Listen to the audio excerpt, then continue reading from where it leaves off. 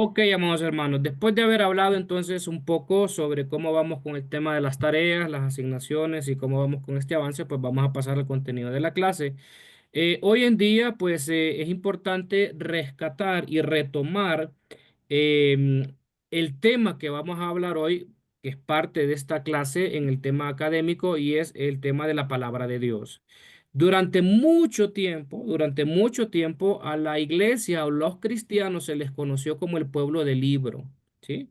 Se le decía el pueblo del libro porque el cristianismo es una de las grandes religiones con mayor influencia en el mundo, que es la que tiene pues un libro sagrado que es la Biblia, ¿verdad? La cual ha sido traducida a muchos idiomas y ha sido también elaborada de muchas formas en cuanto a las versiones que existen. Al menos yo conozco una buena cantidad de versiones en español, ¿verdad? En inglés no muchas, porque no le hago mucho al inglés, pero en español hay muchas versiones que son muy adecuadas. Entonces, hoy vamos a hablar entonces de lo que es comprendiendo la palabra de Dios o sobre la palabra de Dios. Ya vamos a ver algunas cositas por aquí que yo tengo para esta clase el día de hoy. Déjenme comparto pantalla. ¿Me confirman si está saliendo la presentación, por favor? ¿Sí? ¿Está bien? Sí, Si está amén. saliendo, ok, perfecto. Acuérdense, esta presentación ustedes la van a tener. No se preocupen tanto por tomar notas en lo que aparece en la pantalla, sino en lo que no aparece en la pantalla que vamos a ir hablando. Ok, vamos para allá entonces, como dicen. Ok, cuando nosotros hablamos de la palabra de Dios, amados hermanos, ¿qué se les viene a ustedes a la mente? ¿En qué piensan que es la palabra de Dios? Dios hablándonos. Dios hablándonos muy bien. ¿Qué más? ¿Qué más? Lo que leemos en la Biblia, pastor. Lo que leemos la Biblia, muy bien. Ok, muy bien. ¿Qué más? El verbo hecho El carne. verbo hecho carne, dice la hermana Patti, muy bien. Ok. Ok, cuando nosotros hablamos de la palabra de Dios o la Biblia, pues definitivamente la Biblia es palabra de Dios. Eso se entiende, se comprende porque es lo que nosotros sostenemos. Pero mire qué interesante lo que dice un autor sobre este tema de lo que es la palabra de Dios. Este es un comentarista que de hecho, si ustedes quieren, no lo tengo como los materiales extra de la bibliografía ni se los mandé porque es una colección bastante extensa.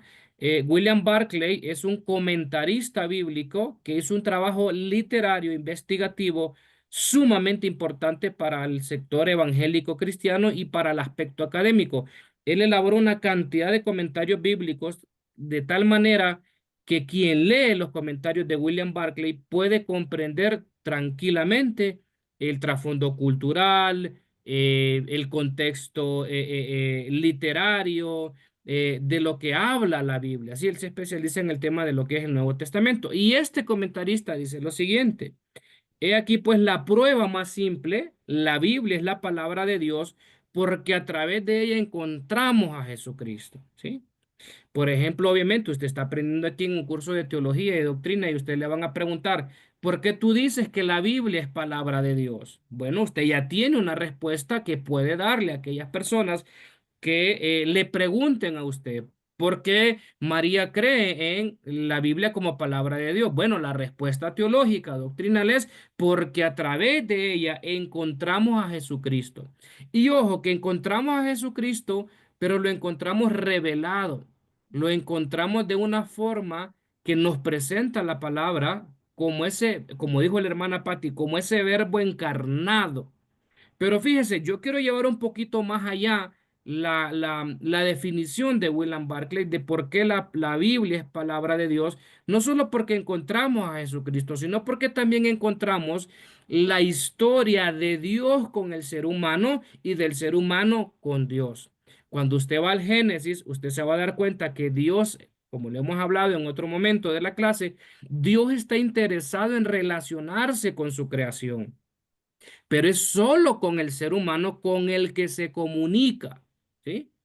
Y en esa dinámica de comunicación, el hombre también tiene la facultad de poder hablar con Dios y comunicarse con Él. Es impresionante cómo usted ve en el Génesis esa esa dinámica, cómo Dios habla con los primeros seres humanos, cómo Dios habla con sus siervos y también sus siervos le hablan a Dios. Ustedes ven incluso en el Éxodo, ustedes ven un caso con Moisés, que Moisés empieza a poner excusas cuando Dios lo llama. Incluso pareciera que hay hasta una discusión con Dios, ¿verdad? Con Moisés y Dios cuando el pueblo se porta mal porque Dios le dice, mira, este pueblo y después Moisés le dice a Dios, no, pero es que ese fue el pueblo que tú sacaste y como que se están pasando la bola ahí, ¿verdad? Entonces, la Biblia es palabra de Dios, no solo desde el concepto de Barclay, porque encontramos a Jesucristo revelado, sino porque también establece la relación que Dios tiene con su creación, especialmente con el ser humano. Hay otros autores que dicen, la Biblia narra la historia del hombre con Dios y de Dios con el hombre. Entonces, usted ya tiene una respuesta, usted ya tiene una idea cuando le pregunte, ¿por qué tú dices que ese libro negro, bueno, depende cómo sea la pasta, ¿verdad? Si es roja, si es pasta dura, si es ultra fina, de tantas versiones que hay, de tantos trabajos que hay a nivel de imprenta. Cuando usted le pregunta, ¿por qué tú crees que ese libro viejo? Porque si hablamos de temas de antigüedad, pues sí, un libro bastante antiguo, pero que sigue siendo pertinente para nosotros en nuestro aquí y ahora, cuando entendemos que la Biblia también establece principios, ¿ok? Porque la Biblia establece a Jesucristo o ese verbo encarnado para que nosotros los conozcamos, ¿sí? Entonces, eso es lo que dice William Barclay y es interesante como él lo plantea. Ahora, también es importante establecer, amados hermanos, que nosotros decimos o afirmamos que la Biblia es palabra de Dios porque es donde se restaura la relación rota entre el hombre y Dios. Es ahí, en ese marco de toda la palabra, que nosotros vemos que Dios siempre está queriendo reconciliar a la humanidad, vamos a decir, con Él mismo.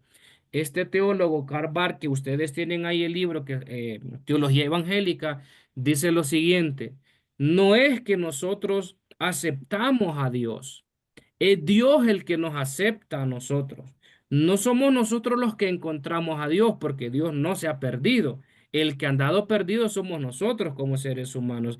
Y Karl Barth lo menciona de esta manera. Dice que cuando el hombre da un paso para acercarse a Dios, Dios mismo da dos para acercarse al ser humano.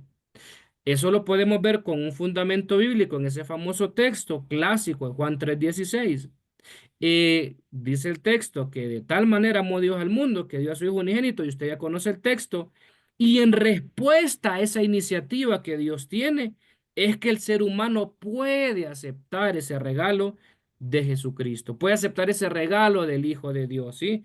Entonces, Dios siempre está buscando restablecer esa relación, aún desde el inicio en el huerto del Edén, cuando Adán y Eva pecan, fallan, desobedecen lo que Dios les pide como mandamiento de obediencia.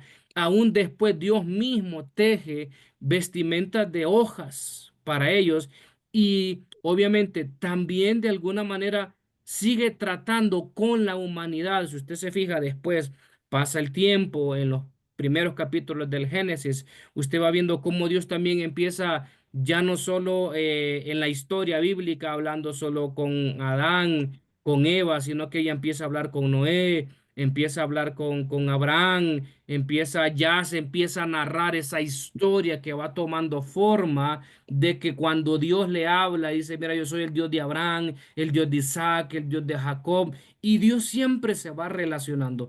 Es un principio del inicio hasta el fin, como Dios trata de restablecer esa relación rota que se dio en la historia, ¿sí? Eso lo establece la palabra de Dios. Usted no encuentra en otros libros esa intención. Puede ser que narre algunas cosas, pero cuando vamos a la Biblia, notamos que desde el inicio Dios quiere siempre restaurar esa relación. Avanzamos un poco más en la palabra, nos alejamos del Génesis, del Éxodo, del Levítico, Números, Deuteronomio, y nos vamos un poquito más allá al libro de Isaías. Y si usted ha leído un poco más en la Biblia a profundidad, se va a dar cuenta que incluso Dios se enoja mucho con el pueblo porque lo acusa de ser idólatra, lo acusa de ir atrás de los Baales, y hay una dinámica en el libro de Isaías donde Dios incluso Es muy severo con el pueblo y le dice, miren, ustedes en pocas palabras lo que son es un tipo de prostituta. Ustedes se fueron a la prostitución porque fornicaron con el árbol, fornicaron con los baales, fornicaron aquí y allá. Pero Dios siempre, siempre, a pesar de esa dinámica, trata de redimir a su pueblo. Trata de tener, bueno, trata de mostrarles su misericordia. Y ustedes van a ver toda esa dinámica en casi toda el Antiguo Testamento, el pueblo amando a Dios, alejándose de Dios. Bueno, recordará usted la historia de los jueces, que este pueblo vivía como le daba la gana. Hacían lo que bien les parecía. Y si ustedes se fijan, van a ver un círculo bien marcado en el libro de jueces y por eso se va levantando cada juez, ¿verdad? Y ustedes recordarán algunos. Entonces, el ciclo que se da en el libro de los jueces es que el pueblo está bien, peca, se aleja de Dios, viene el juicio de Dios, se arrepiente y vuelve otra vez a ese ciclo. Entonces, ustedes van a ver ese ciclo, que es arrepentimiento, hay juicio y otra vez se portan bien. Entonces, eso está bien marcado. Y Dios siempre levanta a alguien en esa historia de los jueces, en esa historia con el pueblo, para que se reconcilien con ellos, ¿sí? Se reconcilien con ellos. Entonces, la palabra también establece eso y por eso nosotros entendemos que la Biblia es palabra de Dios porque nos muestra desde sus páginas, nos muestra desde su narrativa esa intención donde Dios siempre, siempre trata de restaurar esa relación con Él, ¿sí? Siempre. ¿Qué más? La Biblia es palabra de Dios porque fue escrita por personas que conocían a Dios, porque lo amaban y lo obedecían. Bueno, obviamente, también es importante aclarar que estos hombres no siempre le obedecieron a Dios, ¿sí? No siempre le obedecieron a Dios, fueron desobedientes. Ejemplo, Adán y Eva desobedecieron. Ejemplo, Saúl, recordarán ustedes, Saúl desobedeció a Dios. Y el texto, la historia que ustedes conocen, ¿verdad? Que Dios le dijo, mira, mata todo lo que está en ese pueblo, extermínalo todo. No, no, él guardó lo más gordo, él guardó los carneros. Y ahí viene ese famoso texto que Dios se complace. La pregunta, ¿verdad? ¿Acaso Dios se complace más en la obediencia que en los sacrificios? No, la obediencia es mejor. ¿Qué decir del famoso David? David sí amaba a Dios y él compuso una cantidad de salmos, pero no le obedeció en algunas cosas. Por eso ustedes ven que el Salmo 51 es una hermosa joya literaria, pero más que una joya literaria, es una tremenda confesión de arrepentimiento. ¿Sí?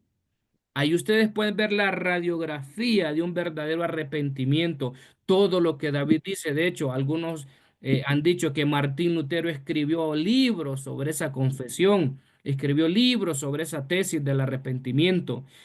Que lo amaban, sí, que lo obedecían, sí, pero aún en su desobediencia, Dios permite también que los hombres puedan a escribir, elaborar, y ya vamos a ver un poquito más adelante cómo se da esa dinámica, ¿verdad? De lo que es la escritura de la Biblia en cuanto a la inspiración. Hoy vamos a aprender eso también. Entonces, la palabra de Dios también es palabra de Dios porque fue escrita por personas que conocían a Dios. Perdón, y mire qué importante esto. Eso le da autoridad a la palabra porque cuando usted escribe en muchas ocasiones desde lo que usted conoce, desde lo que usted sabe. Usted ve en la palabra cómo los escritores narran su propia experiencia, ¿verdad? Narran su propio dolor. Por ejemplo, los salmos están llenos de toda esa dinámica en cuanto a los estados emocionales y a las situaciones diversas que pasaba David. En unos salmos usted ve que David está en el top, Dios mío, está súper ungido. Pero en otros salmos, que es uno de los salmos que cita a Jesús en la cruz, Dios mío, ¿por qué me has desamparado? David viene y reclama, mira, Señor, ¿cuántos son mis enemigos? Muchos son los que se levantan contra mí, pero seguidamente usted ve que dice, no, pero tú eres mi escudo, mi fuerza. Entonces, ustedes ven toda esa dinámica de que Dios permite que el ser humano también escriba de sus experiencias, ¿ya? Entonces, eso es importante. Usted va a ver en el libro de Eclesiastés, que se le atribuye a Salomón, que es uno de los libros con mucho contenido de sabiduría. Usted va a ver el libro de los Proverbios, como Salomón escribe una reflexión sobre la vida de manera existencial y en algún momento se cuestiona y dice, ¿quién sabe si el espíritu del hombre va hacia arriba y el espíritu de los animales hacia abajo o los dos van al mismo lugar? Parafraseando un poco lo que dice la historia, ¿verdad? El Eclesiastés. Al final, el discurso del predicador, ¿verdad? Que él llega a esa conclusión. Y es curioso, amados hermanos, porque Salomón, ustedes saben que fue considerado, bueno, es considerado el hombre o uno de los hombres más sabios, ¿sí? Más sabios. Pero aún en su sabiduría, amados hermanos, mire qué curioso esto. Aún con toda la sabiduría que Salomón tuvo, él se equivocó muchísimo. Muchísimo. Y cosas que él sabía que no tenía que hacer, como tener mujeres de otra región, no tener tantas cosas, ¿verdad? No llenarse de caballo, porque había algunos requisitos. Su corazón se alejó del Señor, ¿ya? Entonces, sí, obviamente amaba a Dios, Dios los amaba, pero en muchas ocasiones estos personajes no fueron totalmente obedientes. ¿Qué decir de aquel famoso profeta que se lo tragó un pez? ¿Quién era? ¿Se acuerdan ustedes? Jonás. Jonás, Jonás. mire, qué obediente Jonás, que Dios le dice, mira, ve a predicar allá a aquel lugar. Y Jonás dice, no, no voy, no voy, no voy, no voy. Y el Señor dijo, bueno, no va, pues, no va ahorita, pero entonces si no va ahorita, va para el vientre de un pez. Y ahí en el vientre del pez, Jonás recapacita, entiende que el llamado de Dios es irrevocable y él va y hace lo que tiene que hacer después, ¿sí? Entonces, ¿qué otra persona también no fue tan obediente? ¿Recuerdan ustedes el caso de Abraham? Dios le promete un hijo a Sara y a Abraham y se adelantaron. ¿Por qué? Porque la esposa Sara le dice, mira, te doy a mi sierva, ten intimidad con mi sierva. Y se adelantan, y se adelantan. Y ahí viene un hijo que no es hijo de la promesa, no como Dios lo dijo, ¿verdad? Y después viene Isaac, pues, también desobedecieron. Y usted puede encontrar una cantidad de casos en la palabra de personas que amaban a Dios y que desobedecían a Dios. Y siempre a mí me ha saltado esta pregunta, hermano Aarón. ¿Cómo yo interpreto desde la Biblia? Porque a veces hay cuestionamientos que nos hacen. La Biblia dice que hay un personaje que tenía su corazón conforme al corazón de Dios. Y este es David. Y cuando nosotros no terminamos de entender qué significa esa expresión, podemos caer en el prejuicio de decir, Dios mío, pero si David fue adúltero, David fue asesino, David fue un sinvergüenza, porque usted se acuerda, ¿verdad? Cuando se metió con Betsabé, Betsabé estaba comprometida con el capitán del ejército y él se metió donde no tenía que meterse, mató al capitán y se hizo un relajo ahí, una novela se hizo ahí. Entonces usted dice, Dios mío, ¿será que ese es el corazón de Dios? Como que yo tengo mis cuestionamientos. Ahora, yo les pregunto a ustedes, desde el conocimiento que han adquirido, ¿a qué creen ustedes que se refiere la Biblia cuando habla que David tenía el corazón conforme al corazón de Dios? ¿Qué se imaginan? ¿Qué creen? ¿Qué han escuchado? ¿Qué han leído? ¿Qué se les ocurre?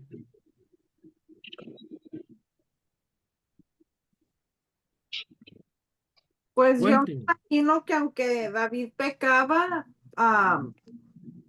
él tenía un buen corazón de buenos sentimientos, a pesar en su humanidad, él pecaba, pero siempre lo que me gustaba del rey David es que aunque él pecaba, no se hacía tonto, venía y pedía perdón Muy al bien, Señor. muy bien. Gracias, Vanessa. ¿Y quién más? Que él se arrepentía de las cosas que él hacía y trataba de Muy bien, agradar a David. Dios haciendo un Sí. sacrificio. Muy bien, David. Muy bien. ¿Quién más? Pastor, yo no estoy segura, pero he escuchado muchas veces que dicen que él, como cuando dice que él tenía el corazón conforme al Señor, ¿verdad? Ujú. Que era como que estaban tan unidos que se conectaban, como lo que Dios pensaba era lo que David hacía. Ujú. Eso es lo que yo he escuchado. Bien. En pocas Es- palabras, hermanos, cuando tam- nosotros, ¿sí ¿iba a decir algo alguien más? oh, también en su condición de humano, no era perfecto, tenía sus talones de Aquiles, como se dice, sus Ujú, ujú. debilidades como hombre, pero siempre, al fin y al cabo, él trató de agradar a Dios a pesar de todos sus errores, porque amaba a Dios e incluso cuando cometía errores, Dios quería castigar al pueblo y él dijo no. O sea, él quería pagar el pecado por lo que había hecho. Y cuando quería dar la ofrenda, dijo, yo no voy a darle al Señor lo que no me ha costado.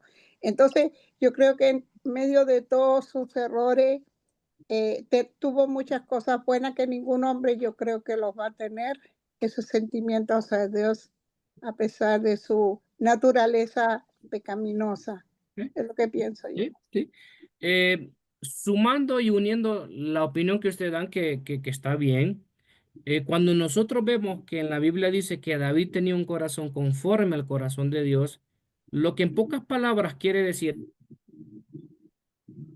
esa frase, analizándola bien y estudiándola, es que David tenía un corazón contrito y humillado, es decir, un corazón inclinado hacia el arrepentimiento constante, ¿sí? Y recuerden ustedes lo que la palabra dice, hablando del texto, un corazón contrito y humillado no desprecias tú, ¿sí? Ustedes van a ver, si no me equivoco, en Santiago, que Dios dice, Dios da gracia a los humildes, pero resiste a los soberbios. Es decir, la humildad, amados hermanos, es una característica sumamente importante y vital para todo aquel o todos aquellos que nos llamamos siervos de Dios, ministros, hombres de Dios, mujeres de Dios. Es una característica. Y me gusta como le dice Mahone en un libro que se llama Humildad para la Grandeza. Él dice lo siguiente. Es impresionante ver cómo la humildad atrae la atención del ser humano, pero es sumamente más sorprendente y más grande cómo la humildad atrae la atención de Dios. Mire qué interesante cómo lo dice este escritor.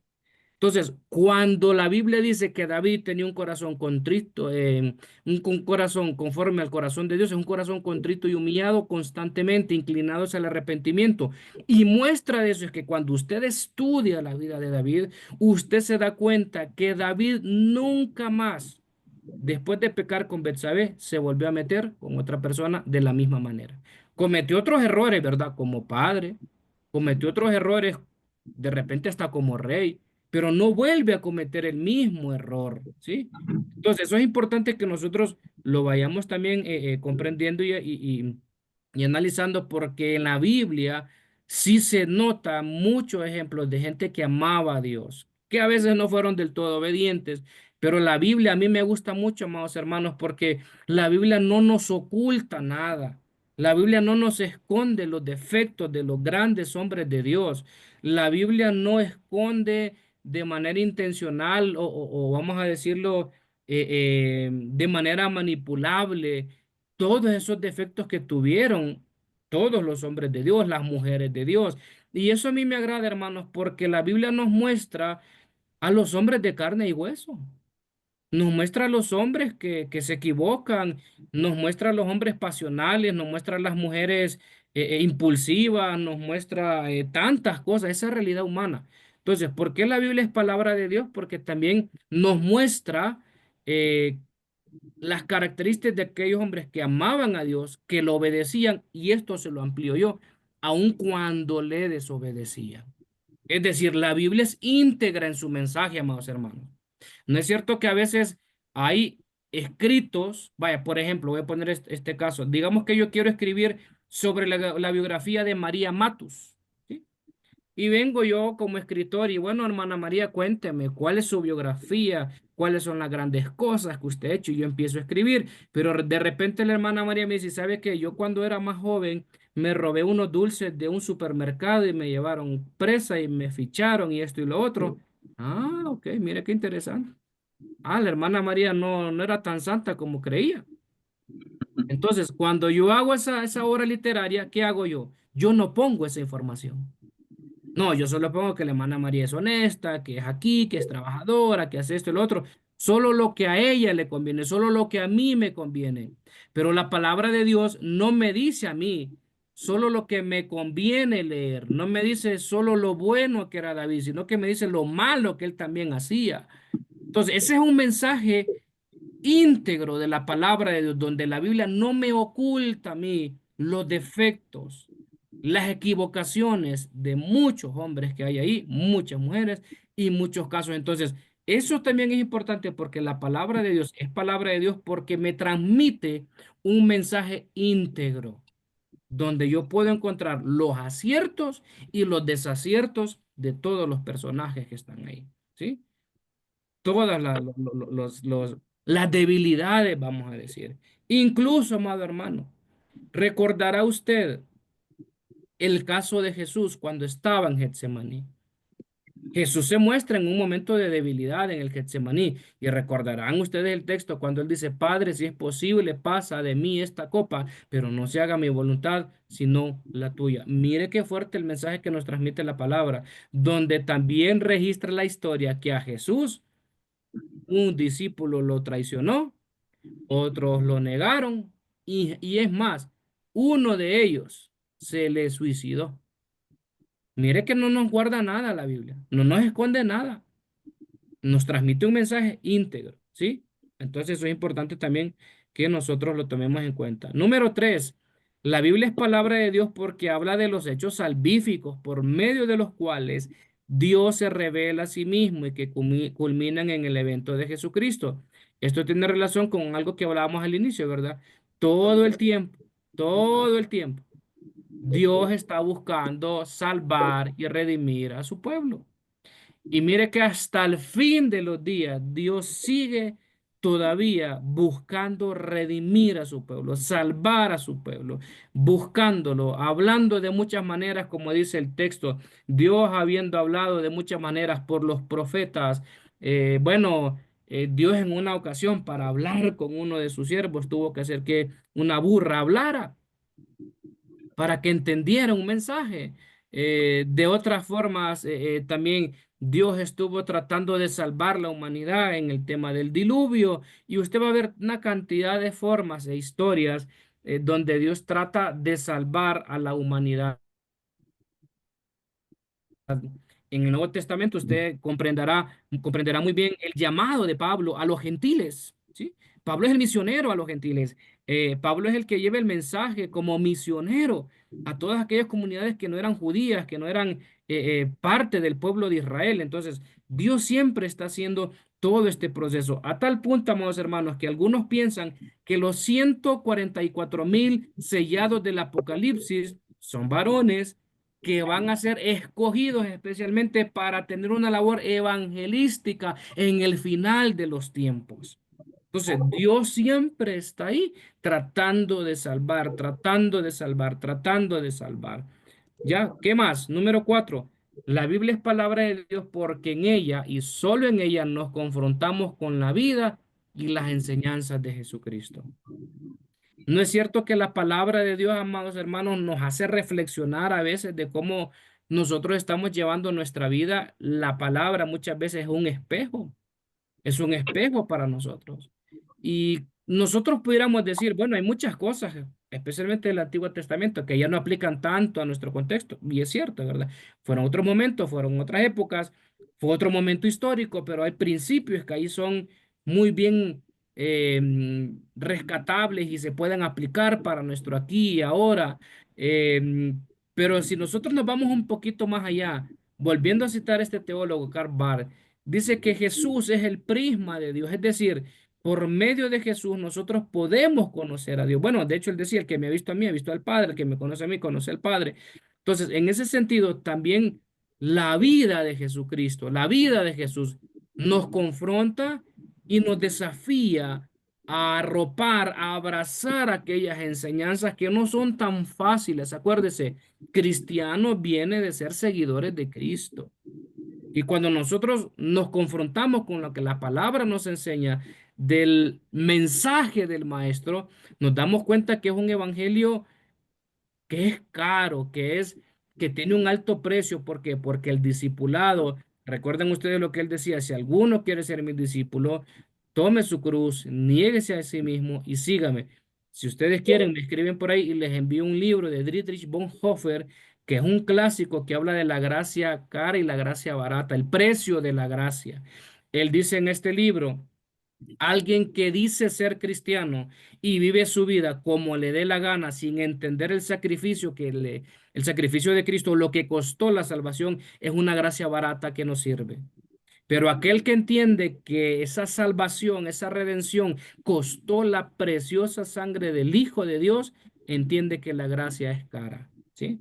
Entonces, esas enseñanzas que nos confrontan, y fíjese, es curioso porque muchos de los modelos sociológicos, muchos de los modelos terapéuticos, muchos de los modelos en cuanto a liderazgo, ¿sabe de dónde surgen? Del personaje que es Jesús.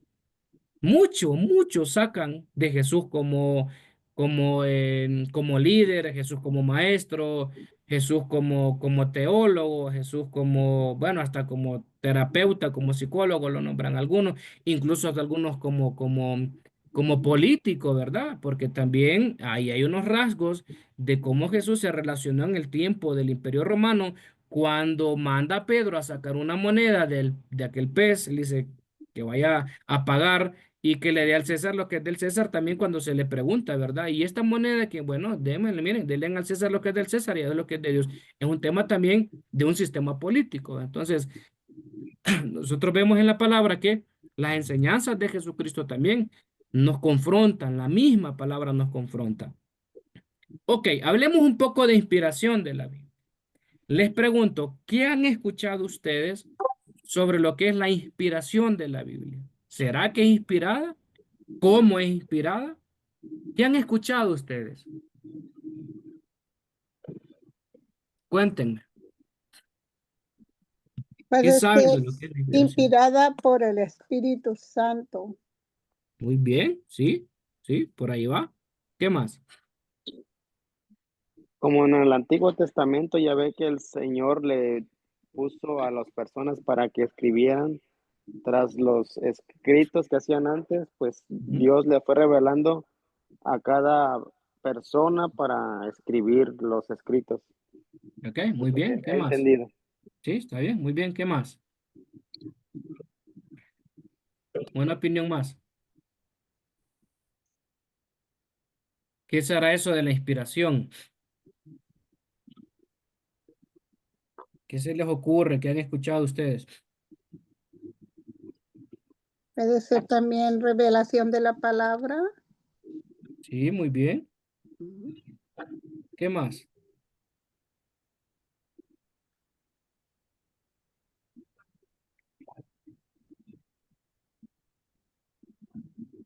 A ver, ¿qué más han escuchado?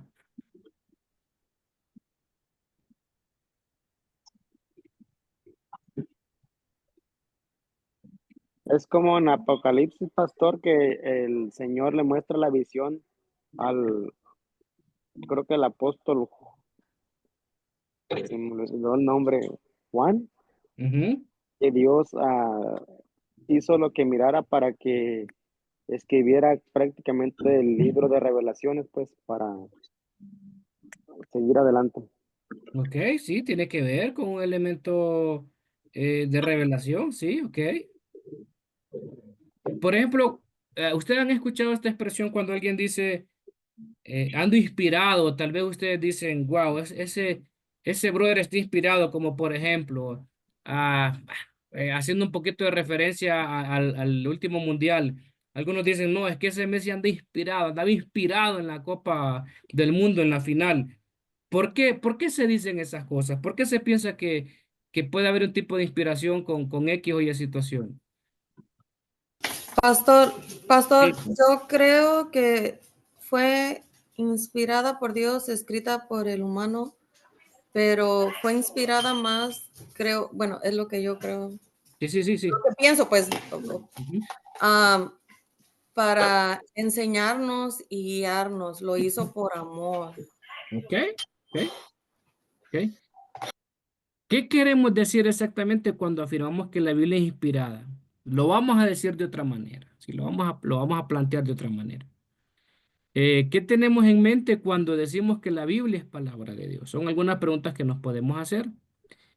Estas preguntas no son del todo fáciles, vamos a decir. ¿Por qué? Porque pueden haber muchas definiciones como estamos dando ahorita, ¿verdad? Es que es una visión, es que es la forma de que escribieron, es que es la forma que se hizo esto, eso, lo otro. Es un poquito complejo establecer un concepto exhaustivo, es la palabra, ¿sí? Porque inspiración puede ser muchas cosas, ¿verdad? Pero cuando hablamos de la inspiración de la palabra de Dios, necesitamos nosotros entender que esa respuesta va a tener que darse desde una perspectiva, desde el contexto bíblico. Y creo que aquí tengo una declaración de fe, y es que cuando nosotros como Iglesia de Dios tenemos una teología, ¿verdad? Tenemos unas declaraciones de fe, tenemos unos principios prácticos. Y una de las declaraciones de fe dice, creemos en la inspiración verbal de la Biblia. Es decir, la Biblia de alguna manera, creo que lo tengo más adelante, vamos a ver qué es la inspiración y algún tipo de inspiración, cómo se da, porque hay varias definiciones de la inspiración. Es una forma que Dios influyó, y mire cómo lo digo, influyó sobre los escritores o sobre el mismo escrito para elaborar lo que hoy nosotros tenemos en nuestra mano. ¿Sí? Es una influencia de Dios de diferentes maneras. Es Dios influyendo, ya sea sobre la mente, influyendo sobre la forma de escribir de todos esos hombres y esas personas que pudieron escribir la palabra. Ahora vamos a ver el concepto de qué es inspiración. Y mire, se entiende que la inspiración es la influencia. Yo les pregunto, ¿qué es una influencia? ¿Qué es una influencia? ¿O qué es influencia?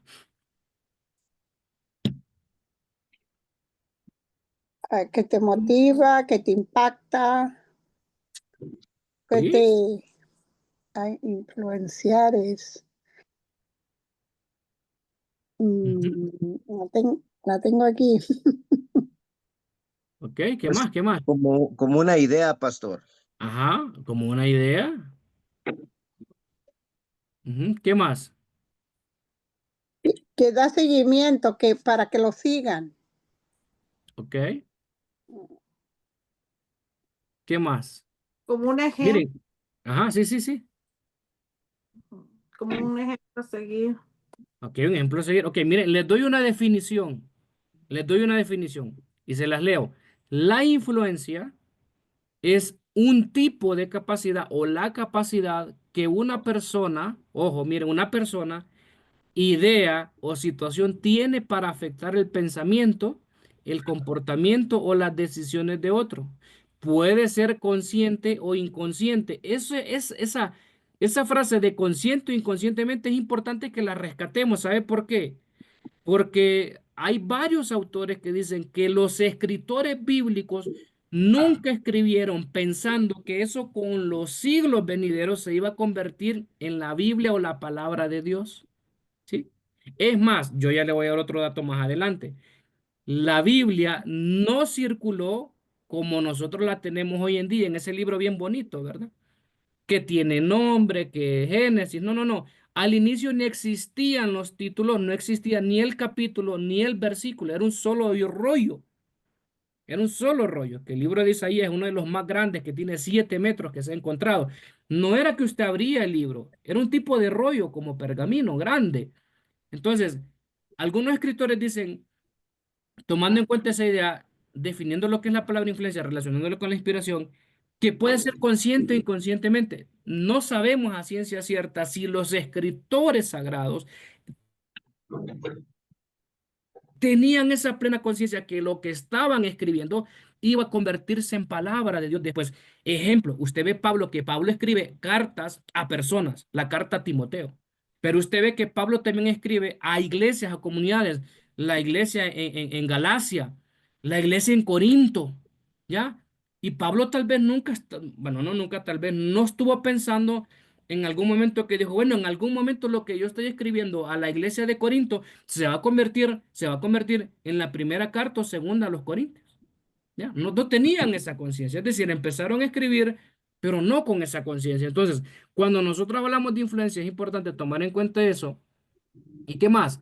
Porque puede ser de manera directa o indirecta y manifestarse en diferentes ámbitos como liderazgo, educación, cultura o relaciones interpersonales. Ahora, Mire esta otra definición desde la perspectiva cristiana.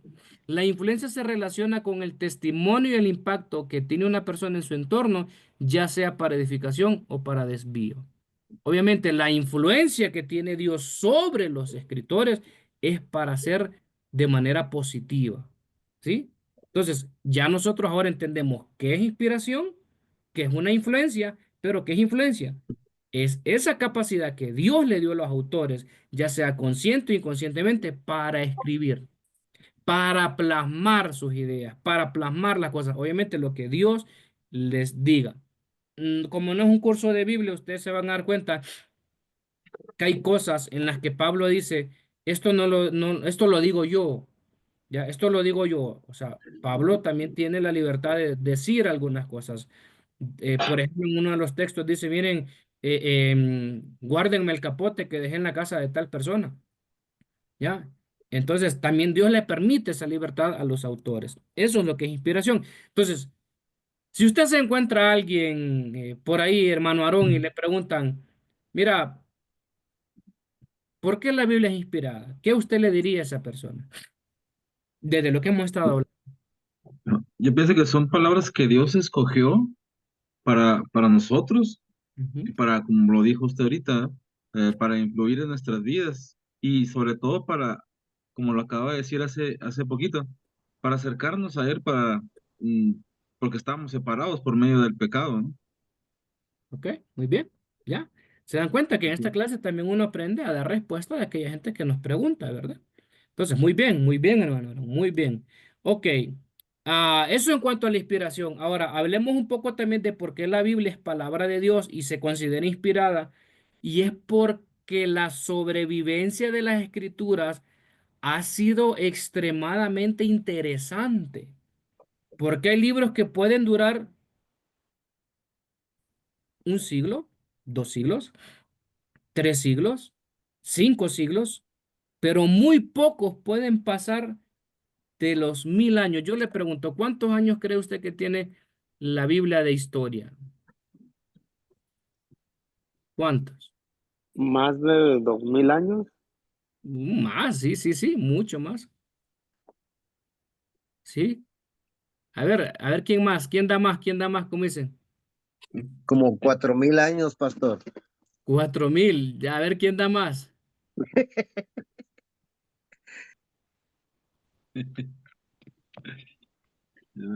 ¿Quién da más?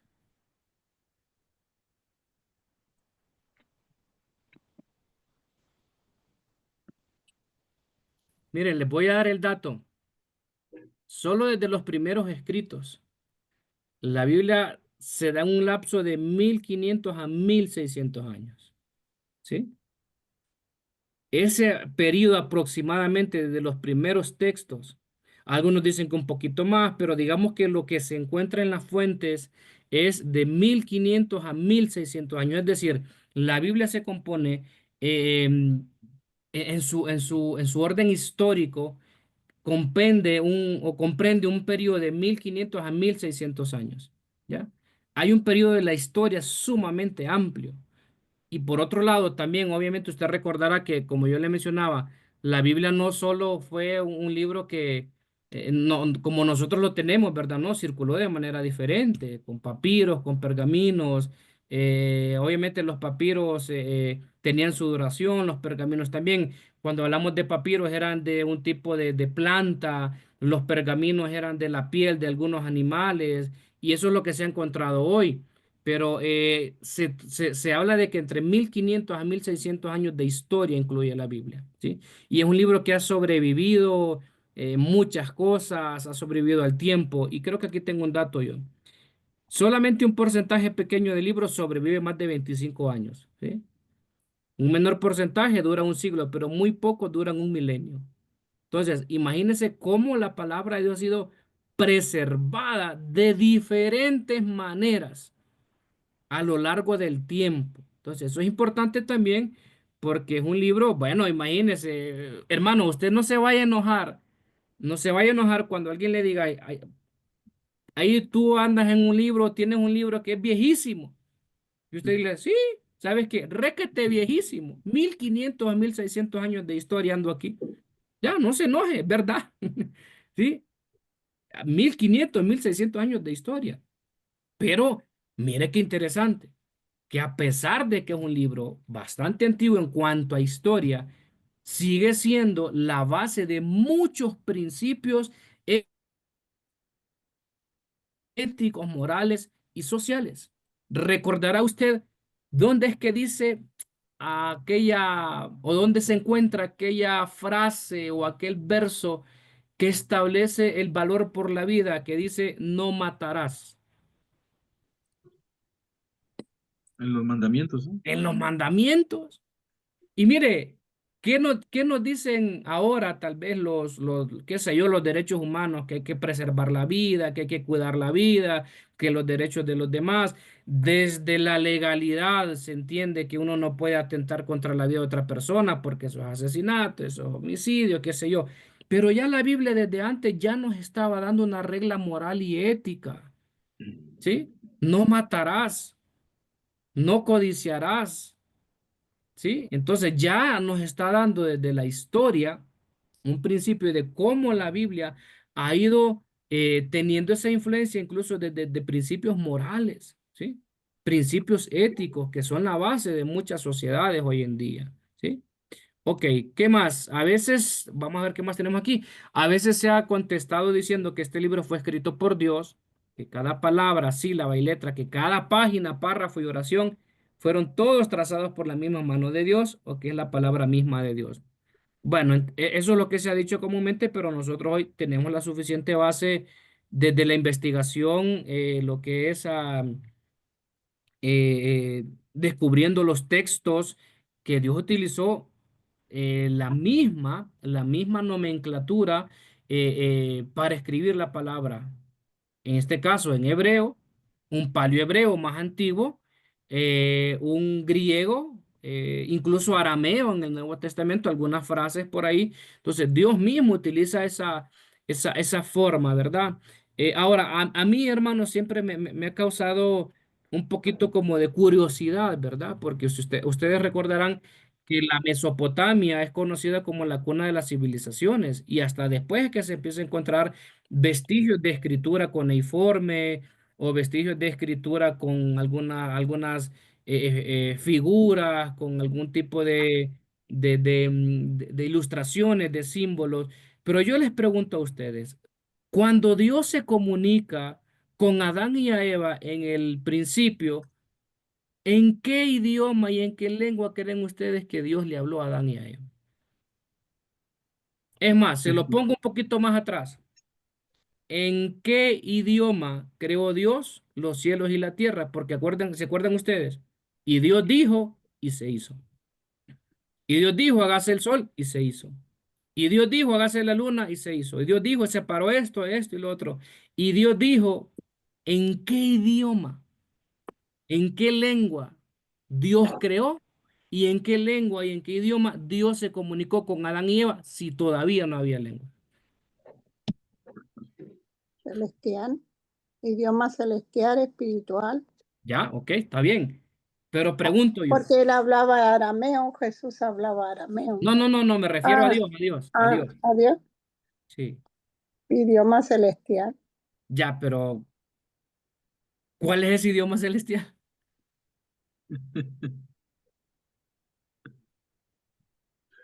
¿O cuál sería? Su voz nomás, porque dice con la palabra, eh, solo Dios con su voz.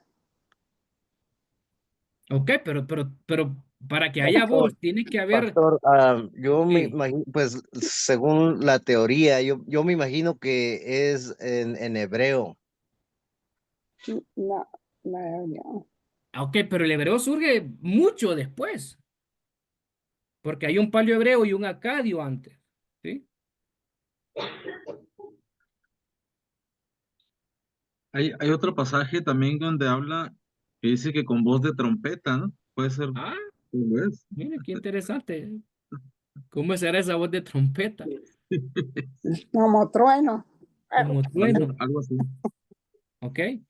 ¿Por qué es importante este análisis, amados hermanos? Porque hay cosas que uno se puede plantear desde la pregunta y algunos han dicho que fue un tipo de lenguaje divino, ¿sí? Un tipo de lenguaje divino, que no hay forma de descifrarlo. Ahora, lo interesante de esto, amados hermanos, es que si Dios habló en un lenguaje divino, obviamente, ese lenguaje divino tuvo que haberlo también entendido Adán y Eva, porque es con ellos los que se comunica. Porque usted no ve, por ponerle un ejemplo, para darme a entender, usted no ve a Dios que le habla en ruso a Adán y Adán y Eva hablaban español. No, no, no, usted ve que ellos le entienden. De hecho, cuando Eva da una respuesta a la serpiente, parece que ellos le entendieron exactamente cuando Dios le habló, porque la serpiente, bueno, imagínese ese otro tema. La serpiente hablando, ¿qué idioma hablaba la serpiente? Mm, ¿Qué El idioma serpent- habló? Ahí vamos a decir un idioma diabólico. serpentino. ¿Qué idioma habló? Y cuando Eva le dice a la serpiente, no, mira, no, no, no, lo que Dios nos dijo es que no comiéramos de un fruto en especial. Parece entonces que Eva y Adán sí le entendieron a Dios el lenguaje que hablaban. Hablaban el mismo idioma. ¿Ya? Pero no sabemos a ciencia cierta qué tipo de idioma es. Los teólogos han dicho es un tipo de idioma divino. Y mire qué interesante esto.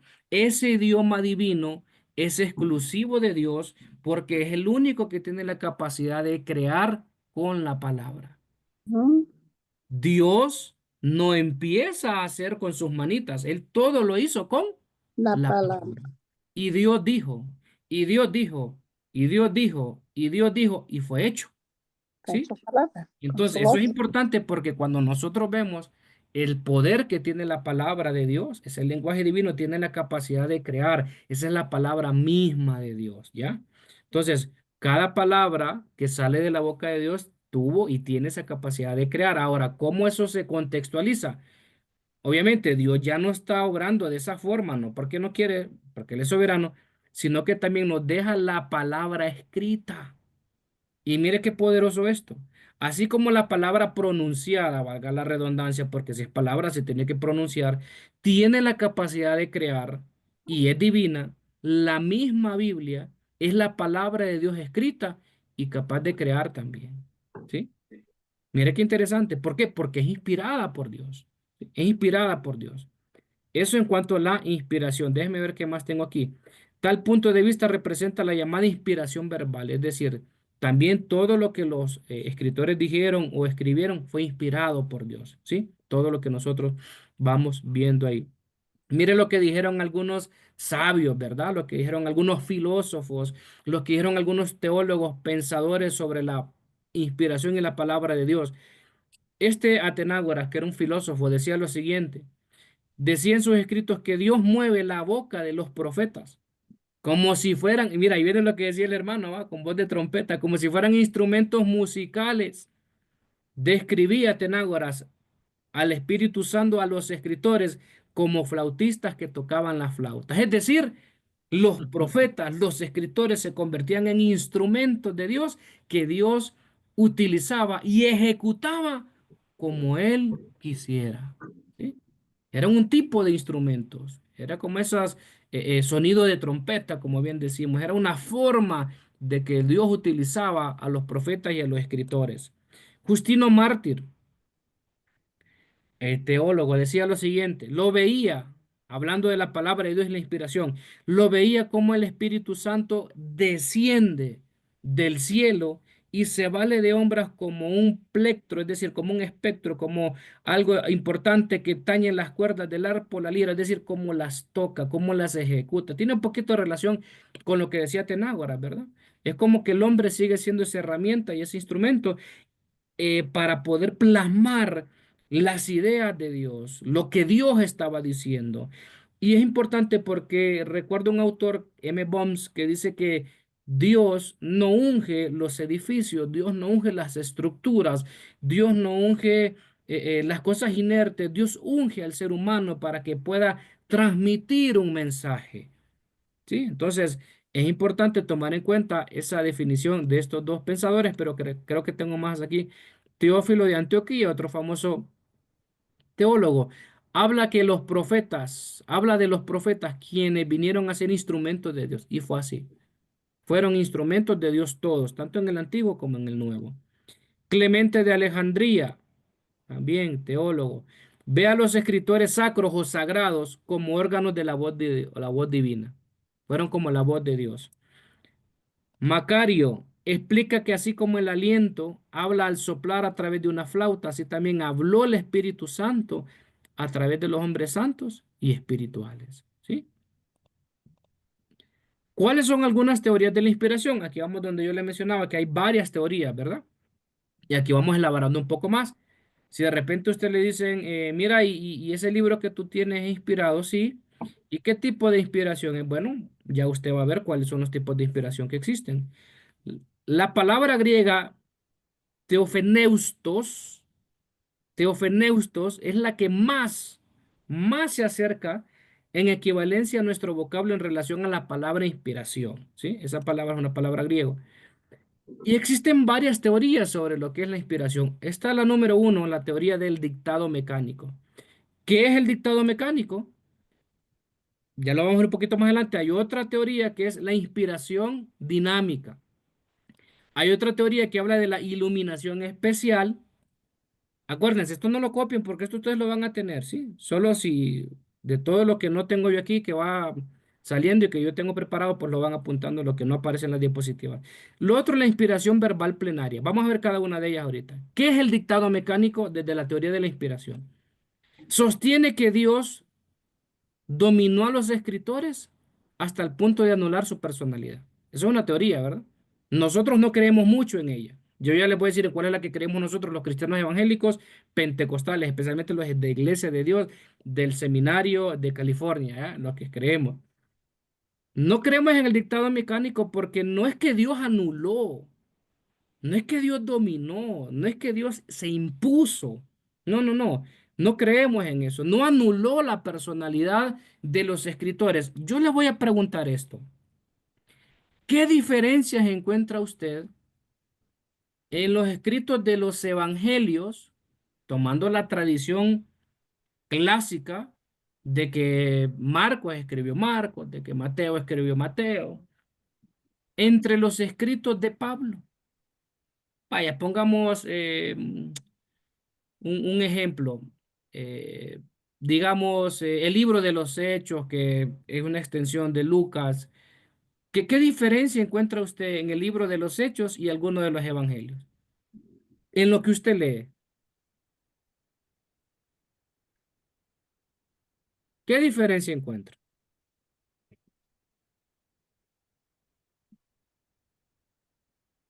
Ya, se los pongo más fácil, se los pongo más fácil. ¿Qué diferencia encuentran ustedes entre el libro de los Salmos y el libro de los Proverbios en su forma de lectura y de plantear algunas cosas? Que uno lo escribió David y el otro escribió Salomón.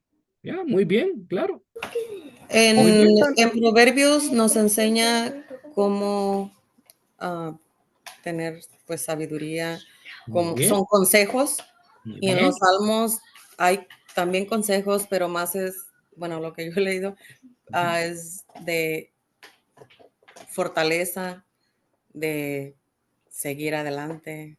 Eso es, Algunos son cantos. sí, también cánticos, sí. Entonces, De restauración. ujú, otros de reclamo.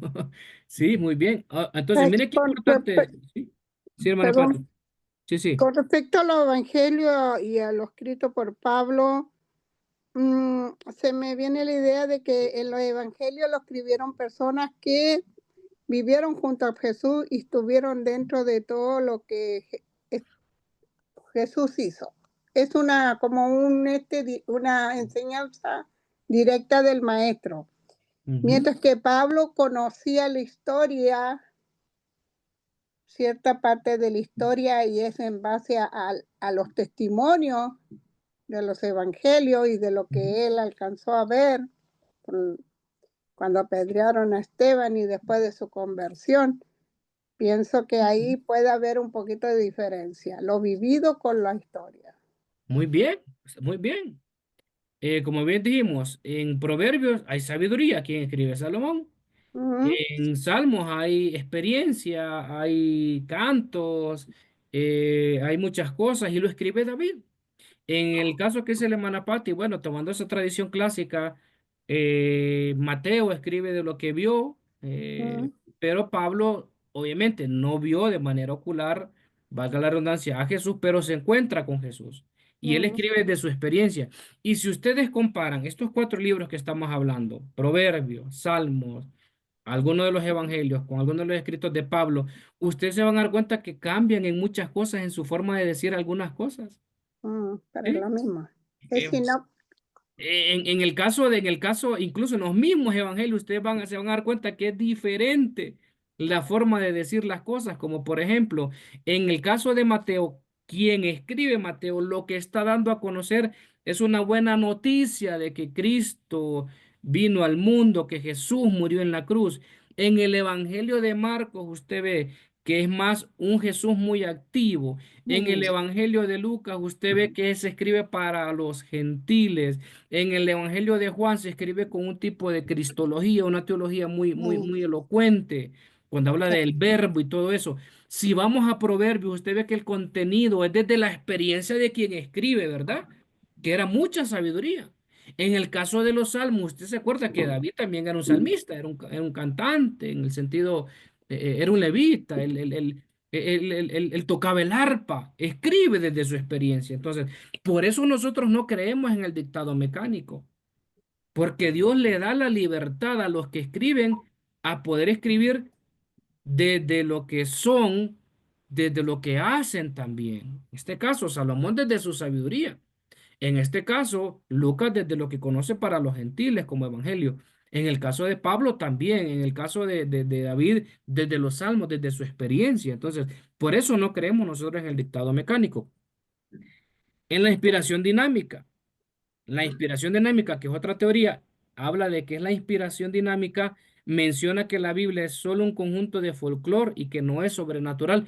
Tampoco nosotros creemos en esa inspiración dinámica, porque si decimos que es una inspiración dinámica nada más, decimos que la Biblia solo es una recopilación, un compendio, una antología, una suma literaria de toda la cultura en ese tiempo, de lo que se decía, lo que se hacía, lo que se comía, lo que no se comía, y que no tiene absolutamente nada sobrenatural. No podemos creer en esa teoría. ¿Por qué? Porque la Biblia es la palabra de Dios. Y sí tiene un elemento sobrenatural que transforma, que cambia nuestra vida, ¿sí? Cuando nosotros somos expuestos, bueno, de hecho eso es lo que dice la misma Biblia, que la palabra de Dios es viva y eficaz. Y dice, más cortante que toda espada de dos filos, que penetra hasta partir el alma, la coyuntura y los tuétanos y discierne los pensamientos y las intenciones del corazón. Es decir, la palabra es viva, tiene una capacidad sobrenatural. Por eso nosotros no podemos aceptar la teoría de la inspiración dinámica. Iluminación especial. Menciona que los dones de los escritores fueron resaltados y que no comunicaron verdades divinas. Aquí nos vamos al otro punto, ¿verdad? Es decir, no hay nada sobrenatural en que lo que los escritores hicieron, porque lo único que hicieron es que tuvieron un ataque de intelecto. Escribieron una hermosa obra literaria. Escribieron una hermosa obra que recoge la historia, plasmaron muy bien las ideas, argumentaron muy bien, pero que no hay verdades divinas. No podemos aceptar esa teoría nosotros tampoco, ¿sí? Inspiración verbal plenaria. Esta es la que nosotros creemos, esta es la que nosotros reconocemos como cristianos evangélicos pentecostales, herederos de la Reforma, Iglesia de Dios, estudiantes del seminario IBR de California. Esta es la que nosotros creemos. En la inspiración verbal plenaria, ¿qué significa esto? Esta es la combinación de la naturaleza humana y la naturaleza divina, supervisada por el Espíritu Santo en lo que escribían. ¿Sí? Entonces, seguimos elaborando. Si a usted le preguntan, ¿qué es inspiración? Usted ya sabe, es una influencia. ¿Qué es una influencia? Ta. ¿Ok? ¿Y cuál es la teoría de la inspiración que usted cree, Pastor Gerardo? Bueno, yo creo en la inspiración verbal plenaria. Ay, pero ¿qué es eso de la inspiración verbal plenaria? Bueno, yo aprendí con mi profesor. Yo aprendí con el profesor a que la inspiración verbal plenaria es la combinación de la naturaleza humana y divina y que el Espíritu Santo supervisaba a los escritores cuando ellos redactaban. Bum, ahí está. Esa es la que nosotros creemos, que Dios en su soberanía le da la libertad al ser humano o le dio una libertad a los escritores para plasmar las ideas, pero como que él estaba, voy a usar una figura, como ese supervisor, como ese maestro que está supervisando la tarea, está supervisando, está viendo ahí, ¿sí? Entonces esa es la teoría en la que nosotros creíamos. Les pregunto, hasta antes de esta clase, ¿ustedes sabían cuál era nuestra postura en cuanto a la inspiración de la Biblia? No, No. Yo no, pastor.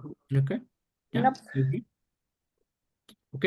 Bueno, por eso están aquí, ¿verdad? De hecho, por eso les felicito. Excelente. Para eso estamos para aprender. Entonces, usted ya sabe cuando a usted le pregunten o cuando usted enseñe, ¿verdad? Ok, vamos a ver un poquito más allá. ¿Cuáles son los resultados de la inspiración? La revelación, esa tiene que ver con que Dios se revela a sí mismo a través de la Biblia. Es por medio de las páginas de la palabra, es por medio de las páginas de la Biblia que nosotros conocemos un poco más a Dios. Y acuérdense lo que yo les dije, no sé si ustedes recordarán lo primero que yo les mencioné en la primera clase.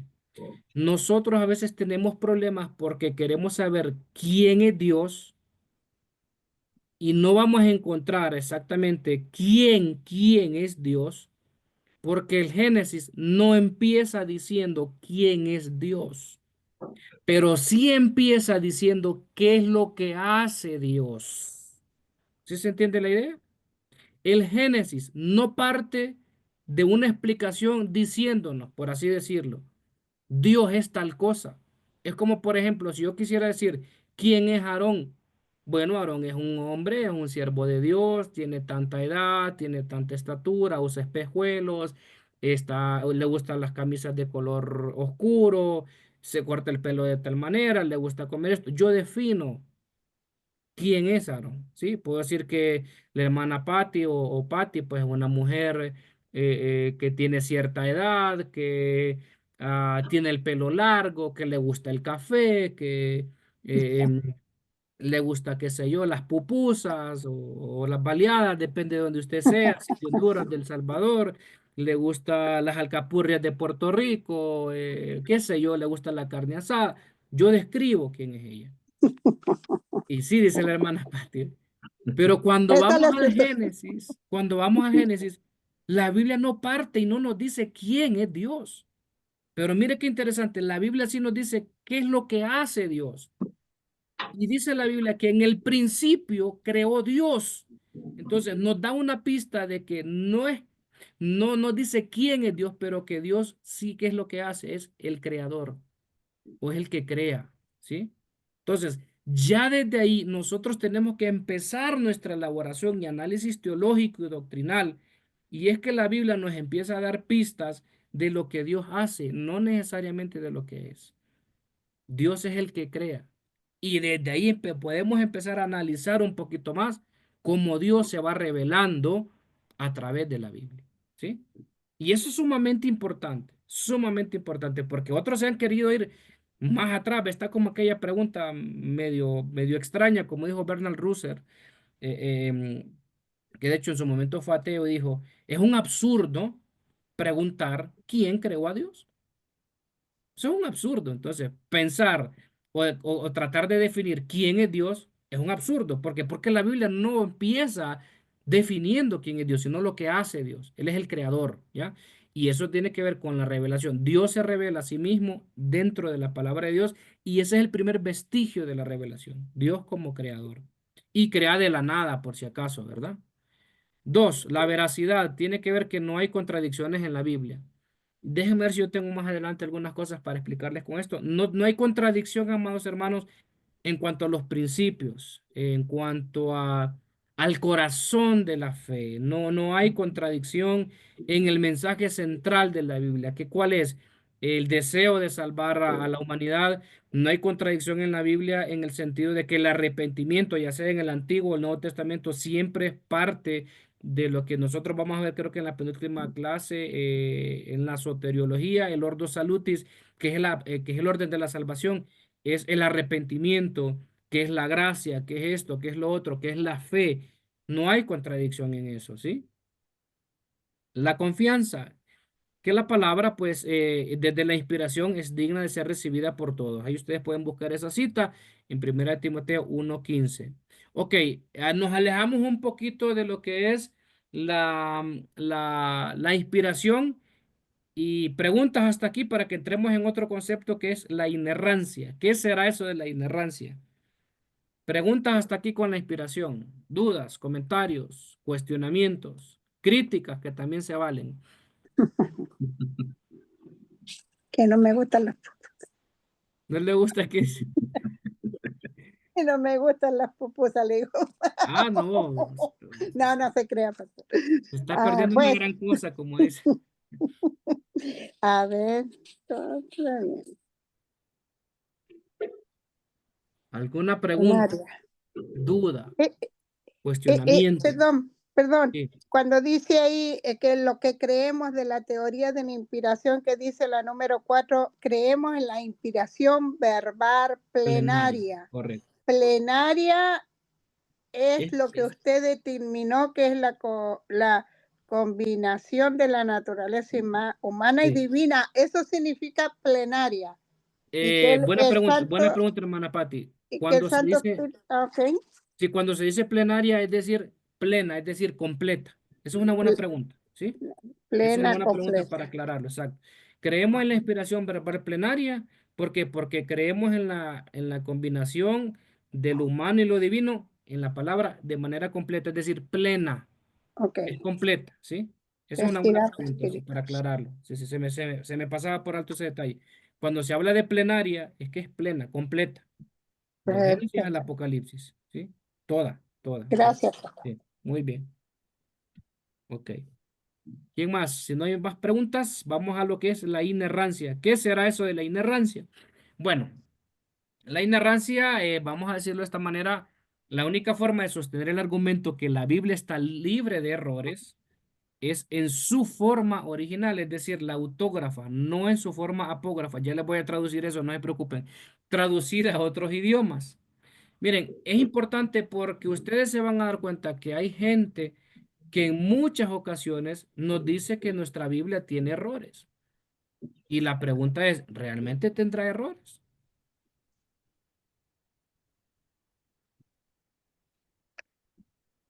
Depende Hay de muchos hay muchos que dicen, ¿no? Que sí tiene errores que porque fueron personas, hombres, que hombres como hombres pues somos podemos tener errores, pero es lo que la gente cuenta, ¿no? Que sí tiene algunos errores porque pasaron de diferentes traducciones, ¿no? En cuanto a idiomas. Ujú, ujú, ujú. Muy bien, excelente, correcto. Entender eso que está diciendo el hermano es importante porque les traduzco lo que aquí está en términos teológicos, en el buen español y el buen castellano, como dicen en mi país. Sí hay errores, pero son errores, escúcheme, errores de traducción, ¿sí? Ujú. Errores de redacción, pero no hay errores en su punto doctrinal en cuanto al corazón de la fe.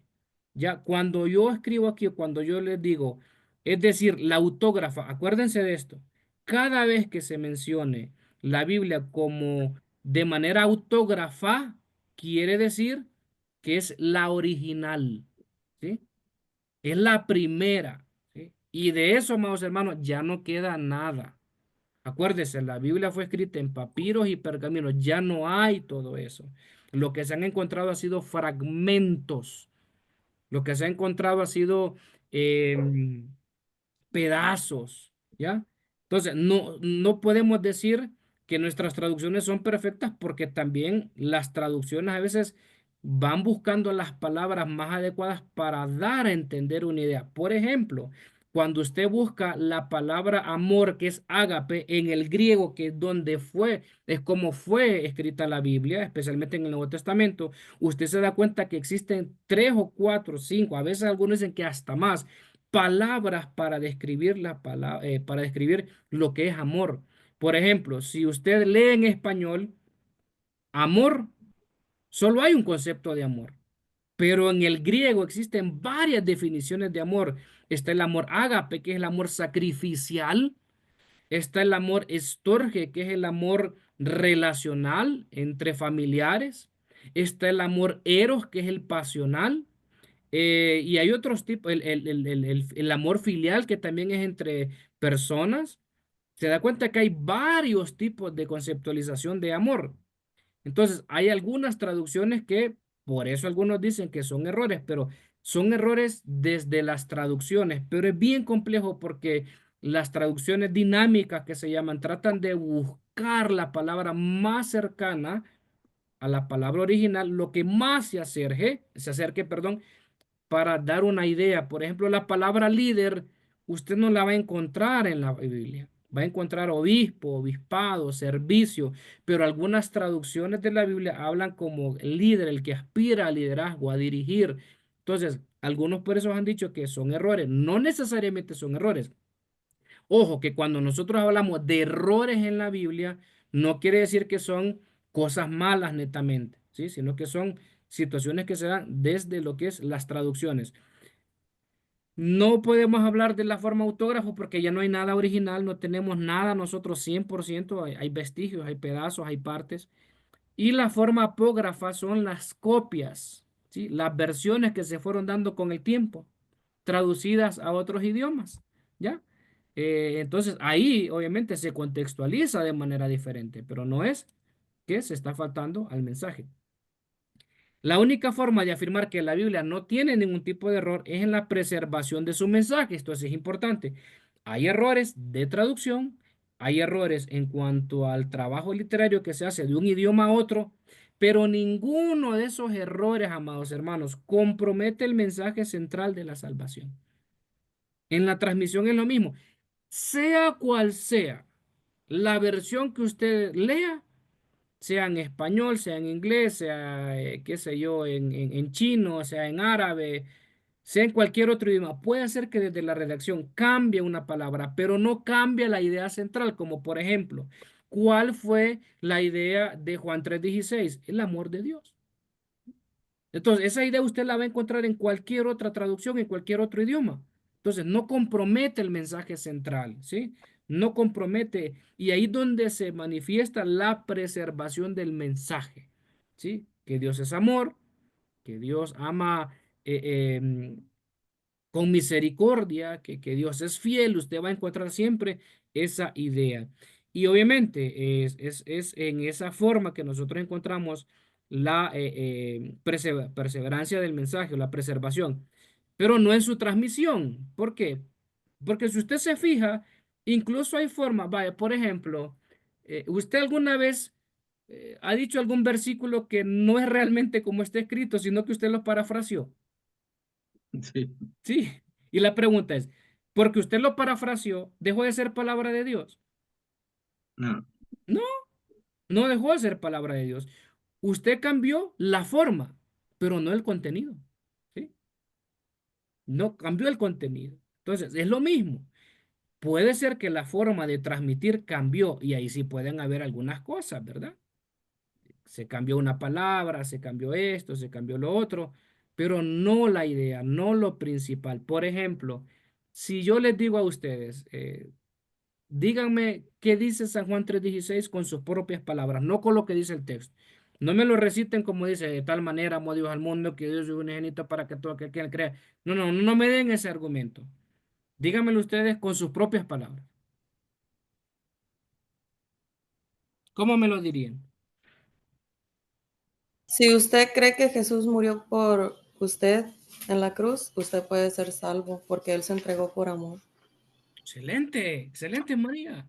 La pregunta es, ¿María me lo dijo exactamente como dice la Biblia? No. ¿Por qué ella lo dice así? ¿Deja de ser palabra de Dios? No. ¿Por qué no deja de ser palabra de Dios? Porque contiene los elementos vitales de ese texto, que cuáles son el amor de Dios y que si yo creo en ese amor de Dios, voy a ser salvo. ¿Se acabó? Entonces es lo mismo con la palabra. Sí, hermano. Aaron. Es como las nuevas traducciones, ¿no? La nueva traducción Excelente viviente, ejemplo. la Sí. nueva traducción internacional, todas las que están Uy, sí. saliendo Dios nuevas, habla hoy, sí. cambian algunas palabras, pero no deja de tener la misma esencia que es la palabra, ¿no? Excelente. Solamente Así para es. que sea más entendible, ¿no? Así es. Correcto. Excelente ejemplo. Pastor, perdón, Sí. también sí, es correcto lo que dijo el hermano pastor, porque creo yo que está bien como las nuevas traducciones, porque hay veces que la gente no, o la gente nueva que no entiende, o como a mí en mi trabajo que me dicen, me preguntan y no entienden a veces todo completo, o yo también no me acuerdo a veces de todo completamente el versículo y lo tengo que como acortar para que entienda la gente. Sí, sí, es un excelente ejemplo. Miren, a mí me sirvió mucho eso porque recuerdo que cuando yo empezaba a leer la Biblia, como a todos, ¿verdad? Nos pasa que hay cosas que no entendemos. Y yo recuerdo que me encontré con un texto que dice que la senda del necio es como la hoja, o no, perdón, como el tamo que arrebata el viento. Y yo, ¿qué rayos es eso del tamo? ¿Qué es eso del tamo? Yo anduve con eso. Buscando en otra versión, dice, es como una hoja que se lleva el viento. Ay, Dios mío, dije, ya entendí. Ya entendí lo que quiere decir el texto. Entonces, todas esas versiones que son de traducción dinámica se llaman, son importantes. Y miren, yo no sé si ustedes han tenido acceso a la TCB, la traducción contemporánea de la Biblia, que se elaboró aquí en Ecuador desde el Semisud. Esa, si ustedes no lo tienen, yo les pongo el link en el WhatsApp para que ustedes descarguen. Esa traducción es una de las últimas que se ha hecho, sumamente excelente, donde hay palabras que lo que se tradujeron desde el griego incluso dan a entender como que se necesita un tipo de inteligencia emocional. La hacen, bueno, se hizo mucho más humana. Y para honra y gloria de Dios, nosotros tuvimos el privilegio de colaborar con mi esposa para trabajar esa traducción, ¿sí? Está totalmente gratis, digital. Si vienen por Ecuador o la llevan por allá, de hecho por ahí tengo yo la mía, es sumamente importante. Miren, les va a volar la cabeza. Si se me olvida, acuérdenme la otra semana. Les quiero leer unos pasajes de esa traducción que a ustedes les va a volar la cabeza. Les va a volar la cabeza. Por ejemplo, un texto que estoy recordando ahorita. ¿Recuerdan ustedes que la traducción de Reina Valera, cuando Jesús está en el Getsemaní, dice que su alma está angustiada hasta la muerte? Esta versión dice, estoy lleno de tristeza, siento que me muero, siento desespero. Entonces, le da una idea mejor de cómo usted interpreta el texto, ¿ya? Por esas traducciones. Falta a la esencia. No, no, no. No, es una forma diferente de decir las cosas. Entonces, la otra semana, por favor, acuérdenme, no se las leo ahorita porque yo estoy aquí en mi escritorio, en mi oficina, la tengo allá en la sala y no quiero perder mucho tiempo, pero les voy a leer unos pasajes la otra semana. Incluso, cuando hay unos textos de la oración que dice que cerremos nuestra puerta, que oremos en secreto, esta traducción dice, alejémonos de las distracciones y concentrémonos desde nuestro mundo interno para conectarnos con Dios. Mira qué fuerte, qué poderoso, y uno cambia. Hay otro texto que, por ejemplo, usted recuerda que dice que aquel que mira a una mujer para codiciarla y adulteró en su corazón. Parece que ese texto desde la Reina Valera dice que solo es el hombre, pero esta traducción dice el hombre o la mujer que ve al prójimo para codiciarlo ya adulteró en su corazón. Ahí ya metió a la mujer también, porque la mujer también es codiciosa y también es medio lujuriosa, ¿verdad? Desde la naturaleza humana. Entonces, eso es importante. La otra semana, por favor, acuérdenme para leer algunos textos. Entonces, muy bien lo que estamos diciendo desde las traducciones, desde las formas. Ok.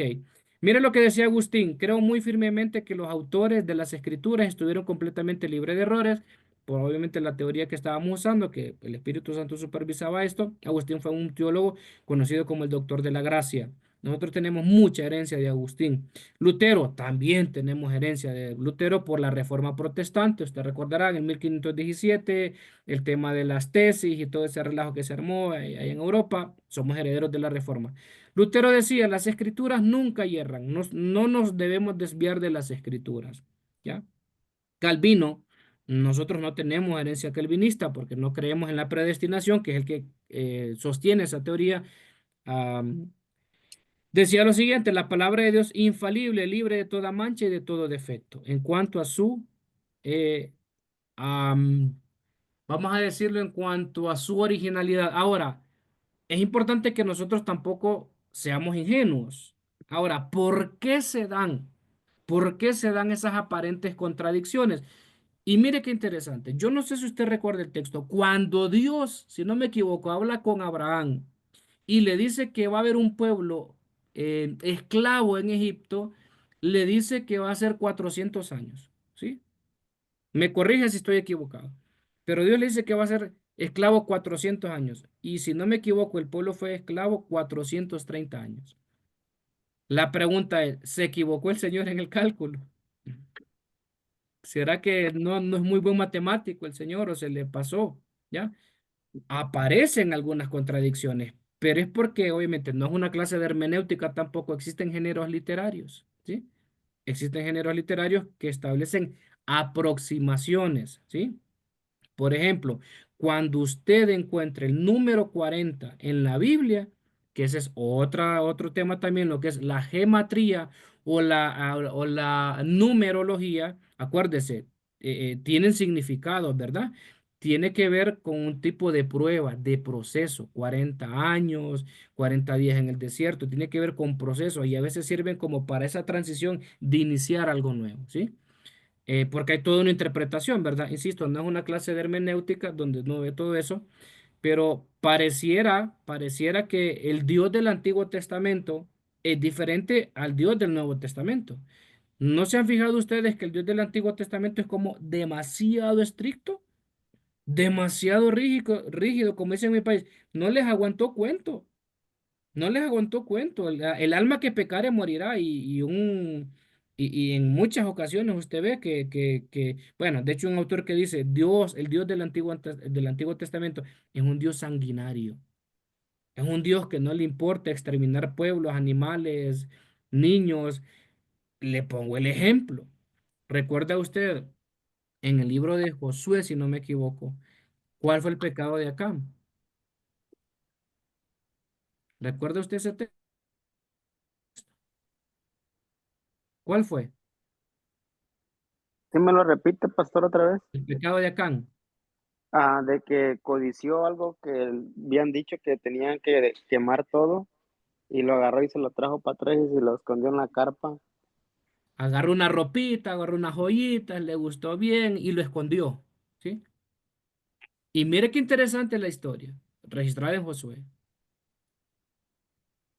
Dios le dice a Josué qué fue lo que pasó. Y Acán reconoce, sí, es que esto y lo otro.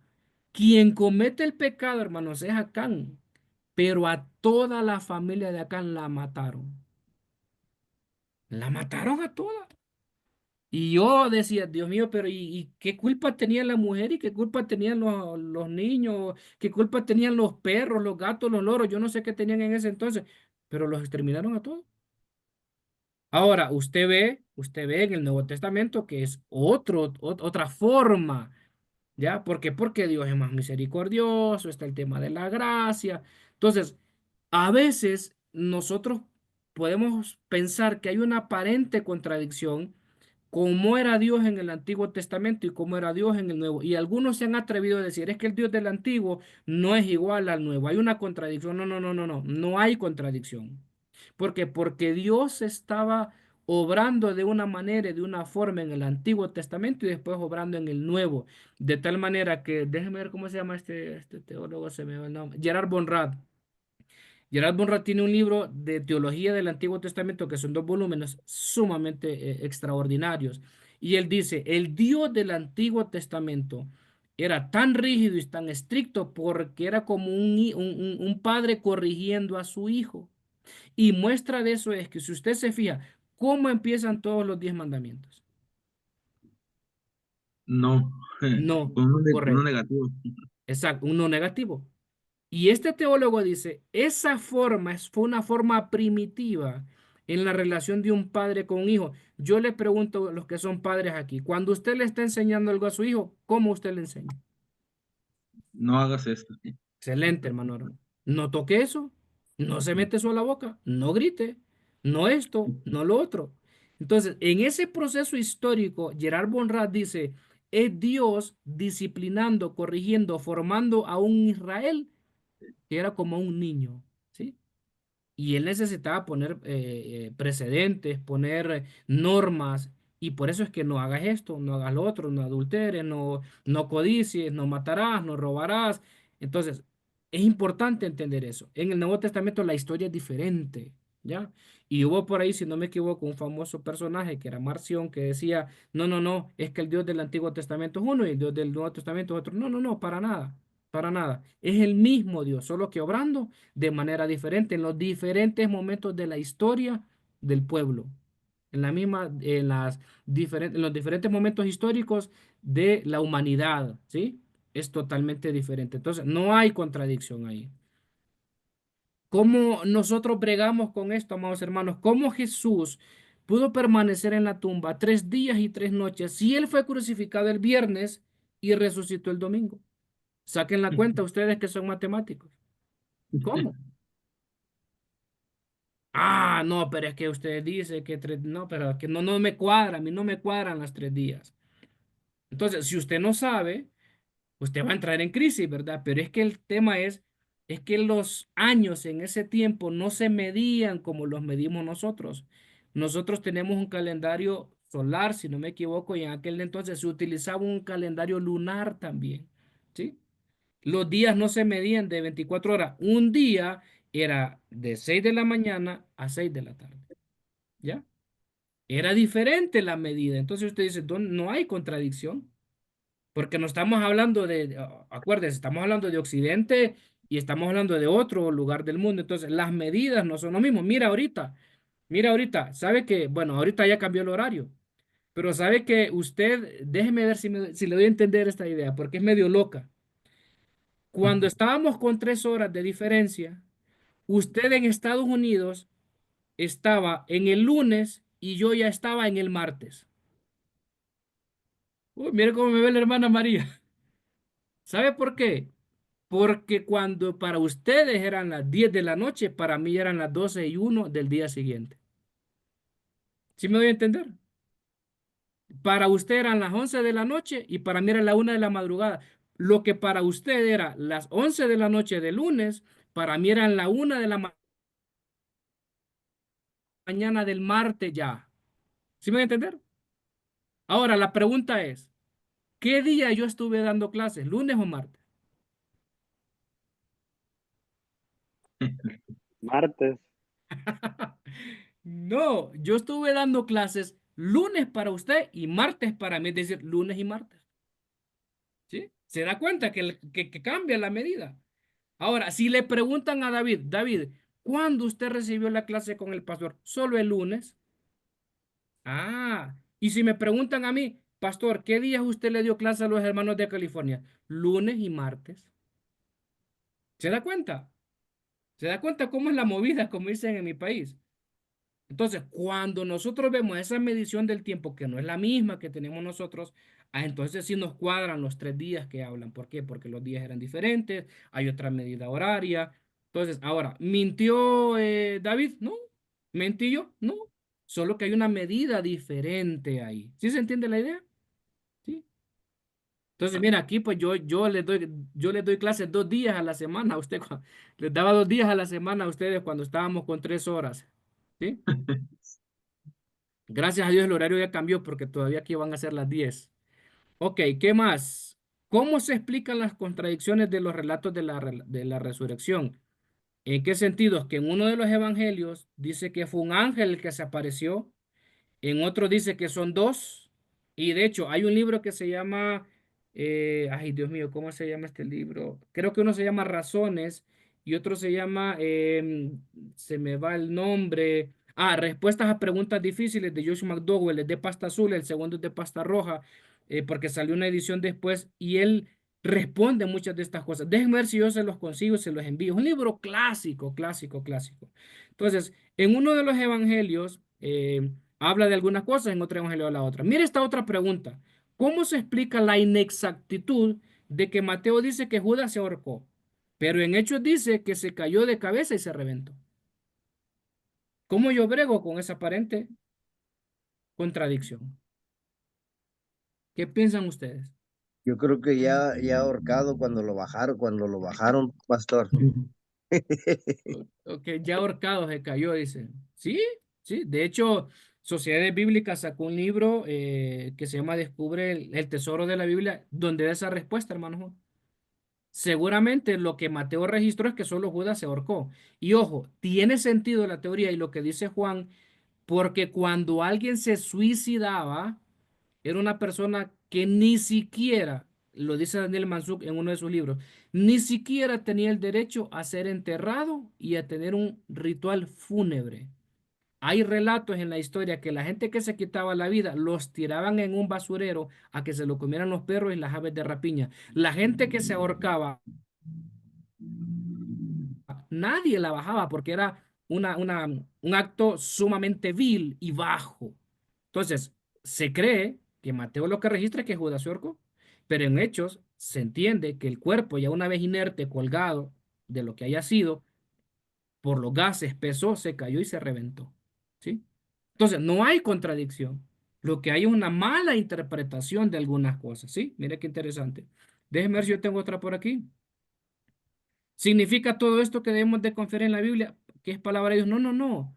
Lo que las aparentes contradicciones no deben desafiar a nosotros es a estudiar más la palabra de Dios, a profundizar, a poder entender aquello que no entendemos, a estudiar aquello que de alguna manera no entendemos totalmente, a seguir haciendo lo que ustedes están realizando, seguirse preparando en el seminario, seguir leyendo, seguir instruyéndose. Mire, yo una cantidad de cosas las he entendido, hay otro montón de cosas que todavía no las entiendo de la palabra, ¿sí? No las entiendo. Y mire, yo llevo décadas, décadas estudiando la palabra. Tengo estudios académicos y algunas cosas las he entendido, las he comprendido. Otras todavía no las entiendo. Y le pongo el caso. ¿Recuerda usted lo que dice Apocalipsis, que van a haber mares de cristal y calles de oro? Y viene a mi mente Juan y hermano Aarón, pero si va a haber mar de cristal, la idea que yo tengo del mar es que es para meterme a bañarme, ¿va? ¿Yo cómo voy a nadar en un mar de cristal? O sea, me vuela la cabeza. Si hay calles de oro, ¿será que voy a tener carro? O sea, ¿por qué de oro? Obviamente eso tiene que ver con un simbolismo, ¿verdad? Eso tiene que ver con una forma literaria que tiene el Apocalipsis, pero hay otro montón de cosas que yo digo, Dios mío, ¿y esto cómo va a ser aquí? ¿Cómo va a ser allá? Yo me he preguntado, amados hermanos, toda la eternidad yo voy a estar adorando y adorando al Señor. Perdónenme que suene a herejía, pero como que aburrido, ¿va? O sea, toda la eternidad porque no va a haber partidos de fútbol allá, no va a haber comida, no va a haber esto, no va a haber lo otro. O sea, no nos vamos a dar en casamiento. Yo disfruto estar con mi esposa porque la amo. Entonces yo digo, toda la eternidad adorando al Señor, toda la eternidad, no vamos a hacer más nada. ¿Cómo va a ser eso? ¿Qué tan profundo va a ser eso? Entonces son cosas que uno a veces no va entendiendo y que se van quedando por ahí, obviamente, ¿verdad? ¿Significa que la Biblia es la palabra de Dios literal y está físicamente, por así decirlo? No, no. Acuérdense que hay cosas hay dos formas de interpretar la Biblia, ya sea de manera alegórica, simbólica, metafórica o literal. Por ejemplo, recordarán aquel texto ustedes que dice que si tu ojo es, es una ocasión de caer, que se lo saque. Estoy parafraseando el texto. La pregunta es, ¿realmente la Biblia está diciendo que si mi ojo me lleva a tropezar y a pecar, yo me lo tengo que sacar? Bueno, yo ya no tendría los dos ojos. No, no, no, lo que está diciendo es otra cosa.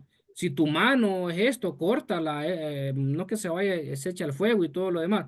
No está diciendo eso. Entonces hay que tener mucho cuidado cuando nosotros interpretamos textos de manera literal cuando son de manera simbólica o al contrario, cuando son de manera simbólica y lo interpretamos de manera literal o de literal a lo simbólico. Por ejemplo, cuando se habla de que Dios es el león de la tribu de Judá, un simbolismo. Es un simbolismo. Cuando se habla que de las dos bestias van a surgir del mar, bueno, yo se los contaba al inicio. Algunos pensaron que el pez abisal, que es una tonterita, así como dicen en mi país, de 2 milímetros, 2 centímetros, 3 centímetros, dijeron, esas son las bestias del Apocalipsis. Nada que ver, sí, nada que ver. Entonces hay que tener cuidado cómo se interpreten algunas cosas.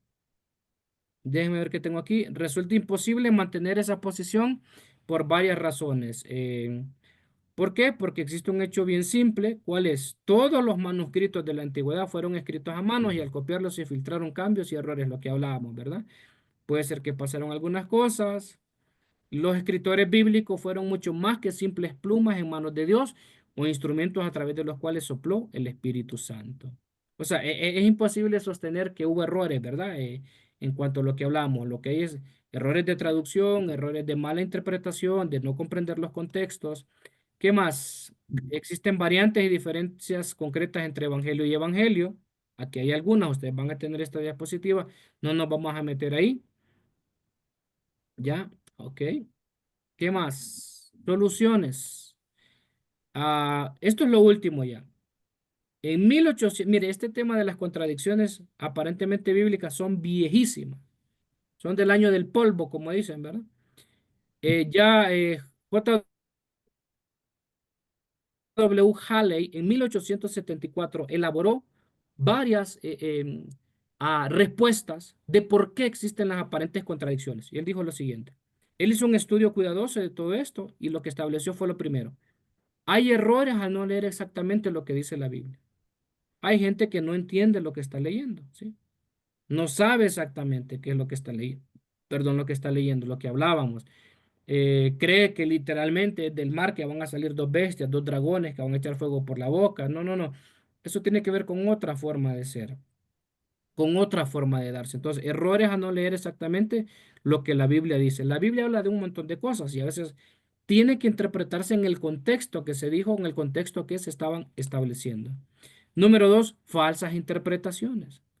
Ejemplo, creo que se los dije, no sé si fue en esta clase o otra que estaba dando en otro momento.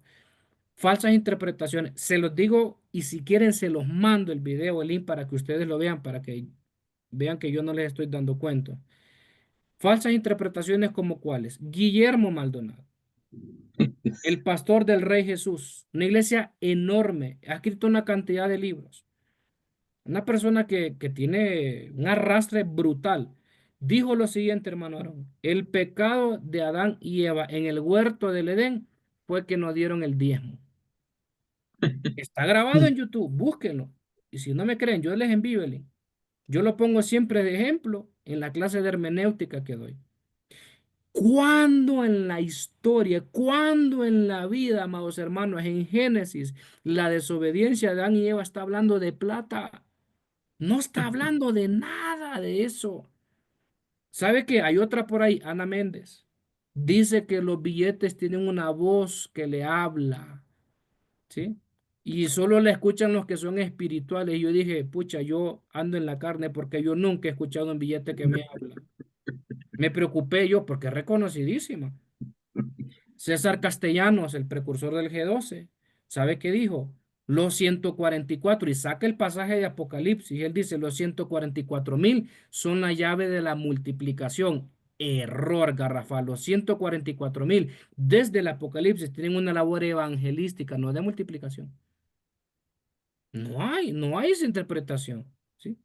Bíblicamente no es. Y obviamente todos cometemos un error. No digo que no son gente que ama a Dios, no digo que Dios no los usa. Claro que sí. Dios en su misericordia, hermanos, nos usa a todos, ¿sí? Pero hay malas interpretaciones. Y por ahí pueden haber otro montón de malas interpretaciones. Yo escuché en enlace una vez a un famoso predicador que dijo, mira, da el diezmo de tu deuda para que Dios te bendiga. Yo le pregunto, ¿dónde está eso en la Biblia? Que yo debo dar el diezmo de mi deuda para que Dios me bendiga. No, no. Lo que está establecido en la Biblia, que yo debo honrar a Dios con mis primicias y dar el diezmo de mis ingresos, no de mis deudas. Eso no es bíblico. Y por ahí, hermano, les puedo mencionar, puedo estarme horas mencionándoles toda la cantidad de malas interpretaciones que hay, y por eso son los errores. No tengo tiempo para verlo aquí, pero ¿sabe que mucha gente dijo? La señal que Dios le puso a Caín, ¿sabe cuál es? Es que lo hizo negro. Es que la Biblia no dice eso. La Biblia no dice que lo hizo negro, pudo haberlo hecho calvo, gordito, peludo, barbón, no sé, pero la Biblia no dice que lo hizo negro. Y la gente sostiene eso, una mala interpretación, ¿sí? Entonces, por eso son las aparentes contradicciones. Número tres, ideas erróneas acerca de la Biblia. ¿Sí? Creen que la Biblia es un libro de ciencia, creen que la Biblia es un libro de suerte, de superstición. La Biblia no tiene ese sentido. La Biblia, como hablamos, establece la relación entre Dios y la humanidad entre el hombre, y hay muchas interpretaciones erróneas de lo que es la Biblia. ¿Sí? No se entiende que es un libro que tiene una particularidad muy específica. Número cuatro, no entender las formas condensadas de algunos escritos. Sí. Por ejemplo, usted ve que en algún tipo de escritura, como por ejemplo en Cantar de los Cantares, ¿sí? Es un libro muy particular donde, y vamos al tema de las interpretaciones. Aquí, Juan, y hermano Aarón, y hermana Patti, y María, ¿sabe qué han dicho algunos? Que el Cantar de los Cantares representa la relación de Cristo con su iglesia. Totalmente errado. Es la relación entre un hombre y una mujer que se gustan, se aman. Es un amor pasional. No tiene nada que ver ahí la iglesia. No está hablando de Cristo, está hablando de la relación de un hombre y una mujer. Entonces, no entender esa forma literaria del escrito nos lleva a malinterpretar las cosas, ¿sí? Nos lleva a cometer errores, no entender esa forma. Y todos los libros tienen una forma muy particular de ser escritos en un nivel literario, ¿sí? Hay poesía, hay sabiduría, hay temas filosóficos como lo que es Eclesiastés, ¿verdad? Que es un libro muy, muy filosófico, muy metafísico con algunas cosas. Número cinco, no considerar las dificultades cronológicas. O sea, no es lo mismo, hermanos, no es lo mismo lo que se escribió, lo que se dijo hace siglos y lo que se puede entender ahora. Y mire, yo le he explicado mucho esto. Recién terminó una clase, un curso de misiones, y yo les decía esto. Es interesante que una palabra en un lugar y en un momento significa una cosa y en otra otra. Ejemplo, se los pongo así rapidito. En, en, en Ecuador, ah, hay una palabra que es mala, que en mi país no es mala. Por ejemplo, cuando nosotros decimos en Honduras, yo tengo una chucha muy bonita en mi casa, ¿sí? No sé quién es de Honduras o de Centroamérica, tal vez, pero la palabra chucha en Honduras significa una perrita bonita. Es decir, que si yo digo, en mi casa yo tengo una chucha bonita, estoy diciendo, tengo una perra, tengo una mascota bonita, ¿sí? Eso en mi país. Si yo digo eso aquí en Ecuador, es que estoy diciendo, yo tengo una vagina de alquiler en mi casa, porque chucha es la parte genital de la mujer. Entonces, se da cuenta que cuando nosotros no entendemos que algo se dijo de alguna manera en aquel contexto, hace 1500, 1600 años de historia que tiene la forma, la Biblia, cambia cuando nosotros queremos traerlo acá. Entonces, no entender esas diferencias nos mete en problemas y nos hace cometer errores. Número 6, como hablábamos, los errores de los copistas. Se fue ahí. No tengo tiempo para meterme ahí a cómo se llama cada uno de los errores, porque existe el palincesto, que es como cuando se estaba arreglando un tipo de documento, trataban de rasparlo, borrarlo, y tal vez por ahí no borraban bien y se quedaba un acento, se quedaba una palabra que en vez de P podía ser una B. Ejemplo, ¿recuerdan ustedes aquel texto donde no me acuerdo si es Corintios que dice, yo soy de Pablo y yo soy de Cristo, ¿sí? Eso es lo que dice la traducción de la Reina Valera, pero el original dice yo soy de Crispo. O sea, tradujeron mal ahí, es una palabrita, una letra, perdón, una letra, ¿sí? Entonces, esos son errores de los copistas. Ok, y lo otro, la mala traducción en los idiomas. A veces la palabra que se está traduciendo no es la más adecuada Déjenme ver esto. Esto se los voy a explicar la otra semana, ¿sí? Se los voy a explicar rapidito porque esto sí necesito explicárselos con más tiempo. Solo se los dejo ahí como una bomba. Ah, el Satanás de Job no es el Satanás que nosotros pensamos, ¿sí? Porque hubo ahí un error de traducción. Eso se los cuento la otra semana en la primera hora de clase porque necesito explicárselos para que se entiendan. Ok, vamos a dejar la clase hasta aquí. Tengo las 10:04. Estamos bien con el tiempo. Ah, coméntenme, ¿con qué ustedes se quedan? Cuéntenme, cuéntenme.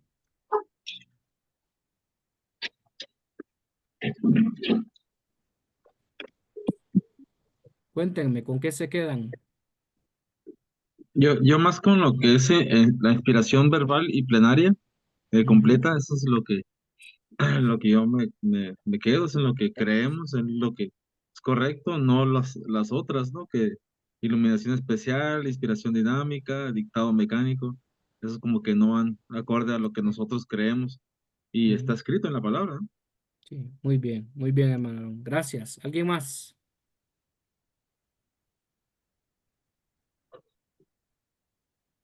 ¿Con qué se quedan Yo hoy? la 4 porque es mi primera vez que voy entendiendo eso y la verdad me gusta aprender y creo que voy a aprender más.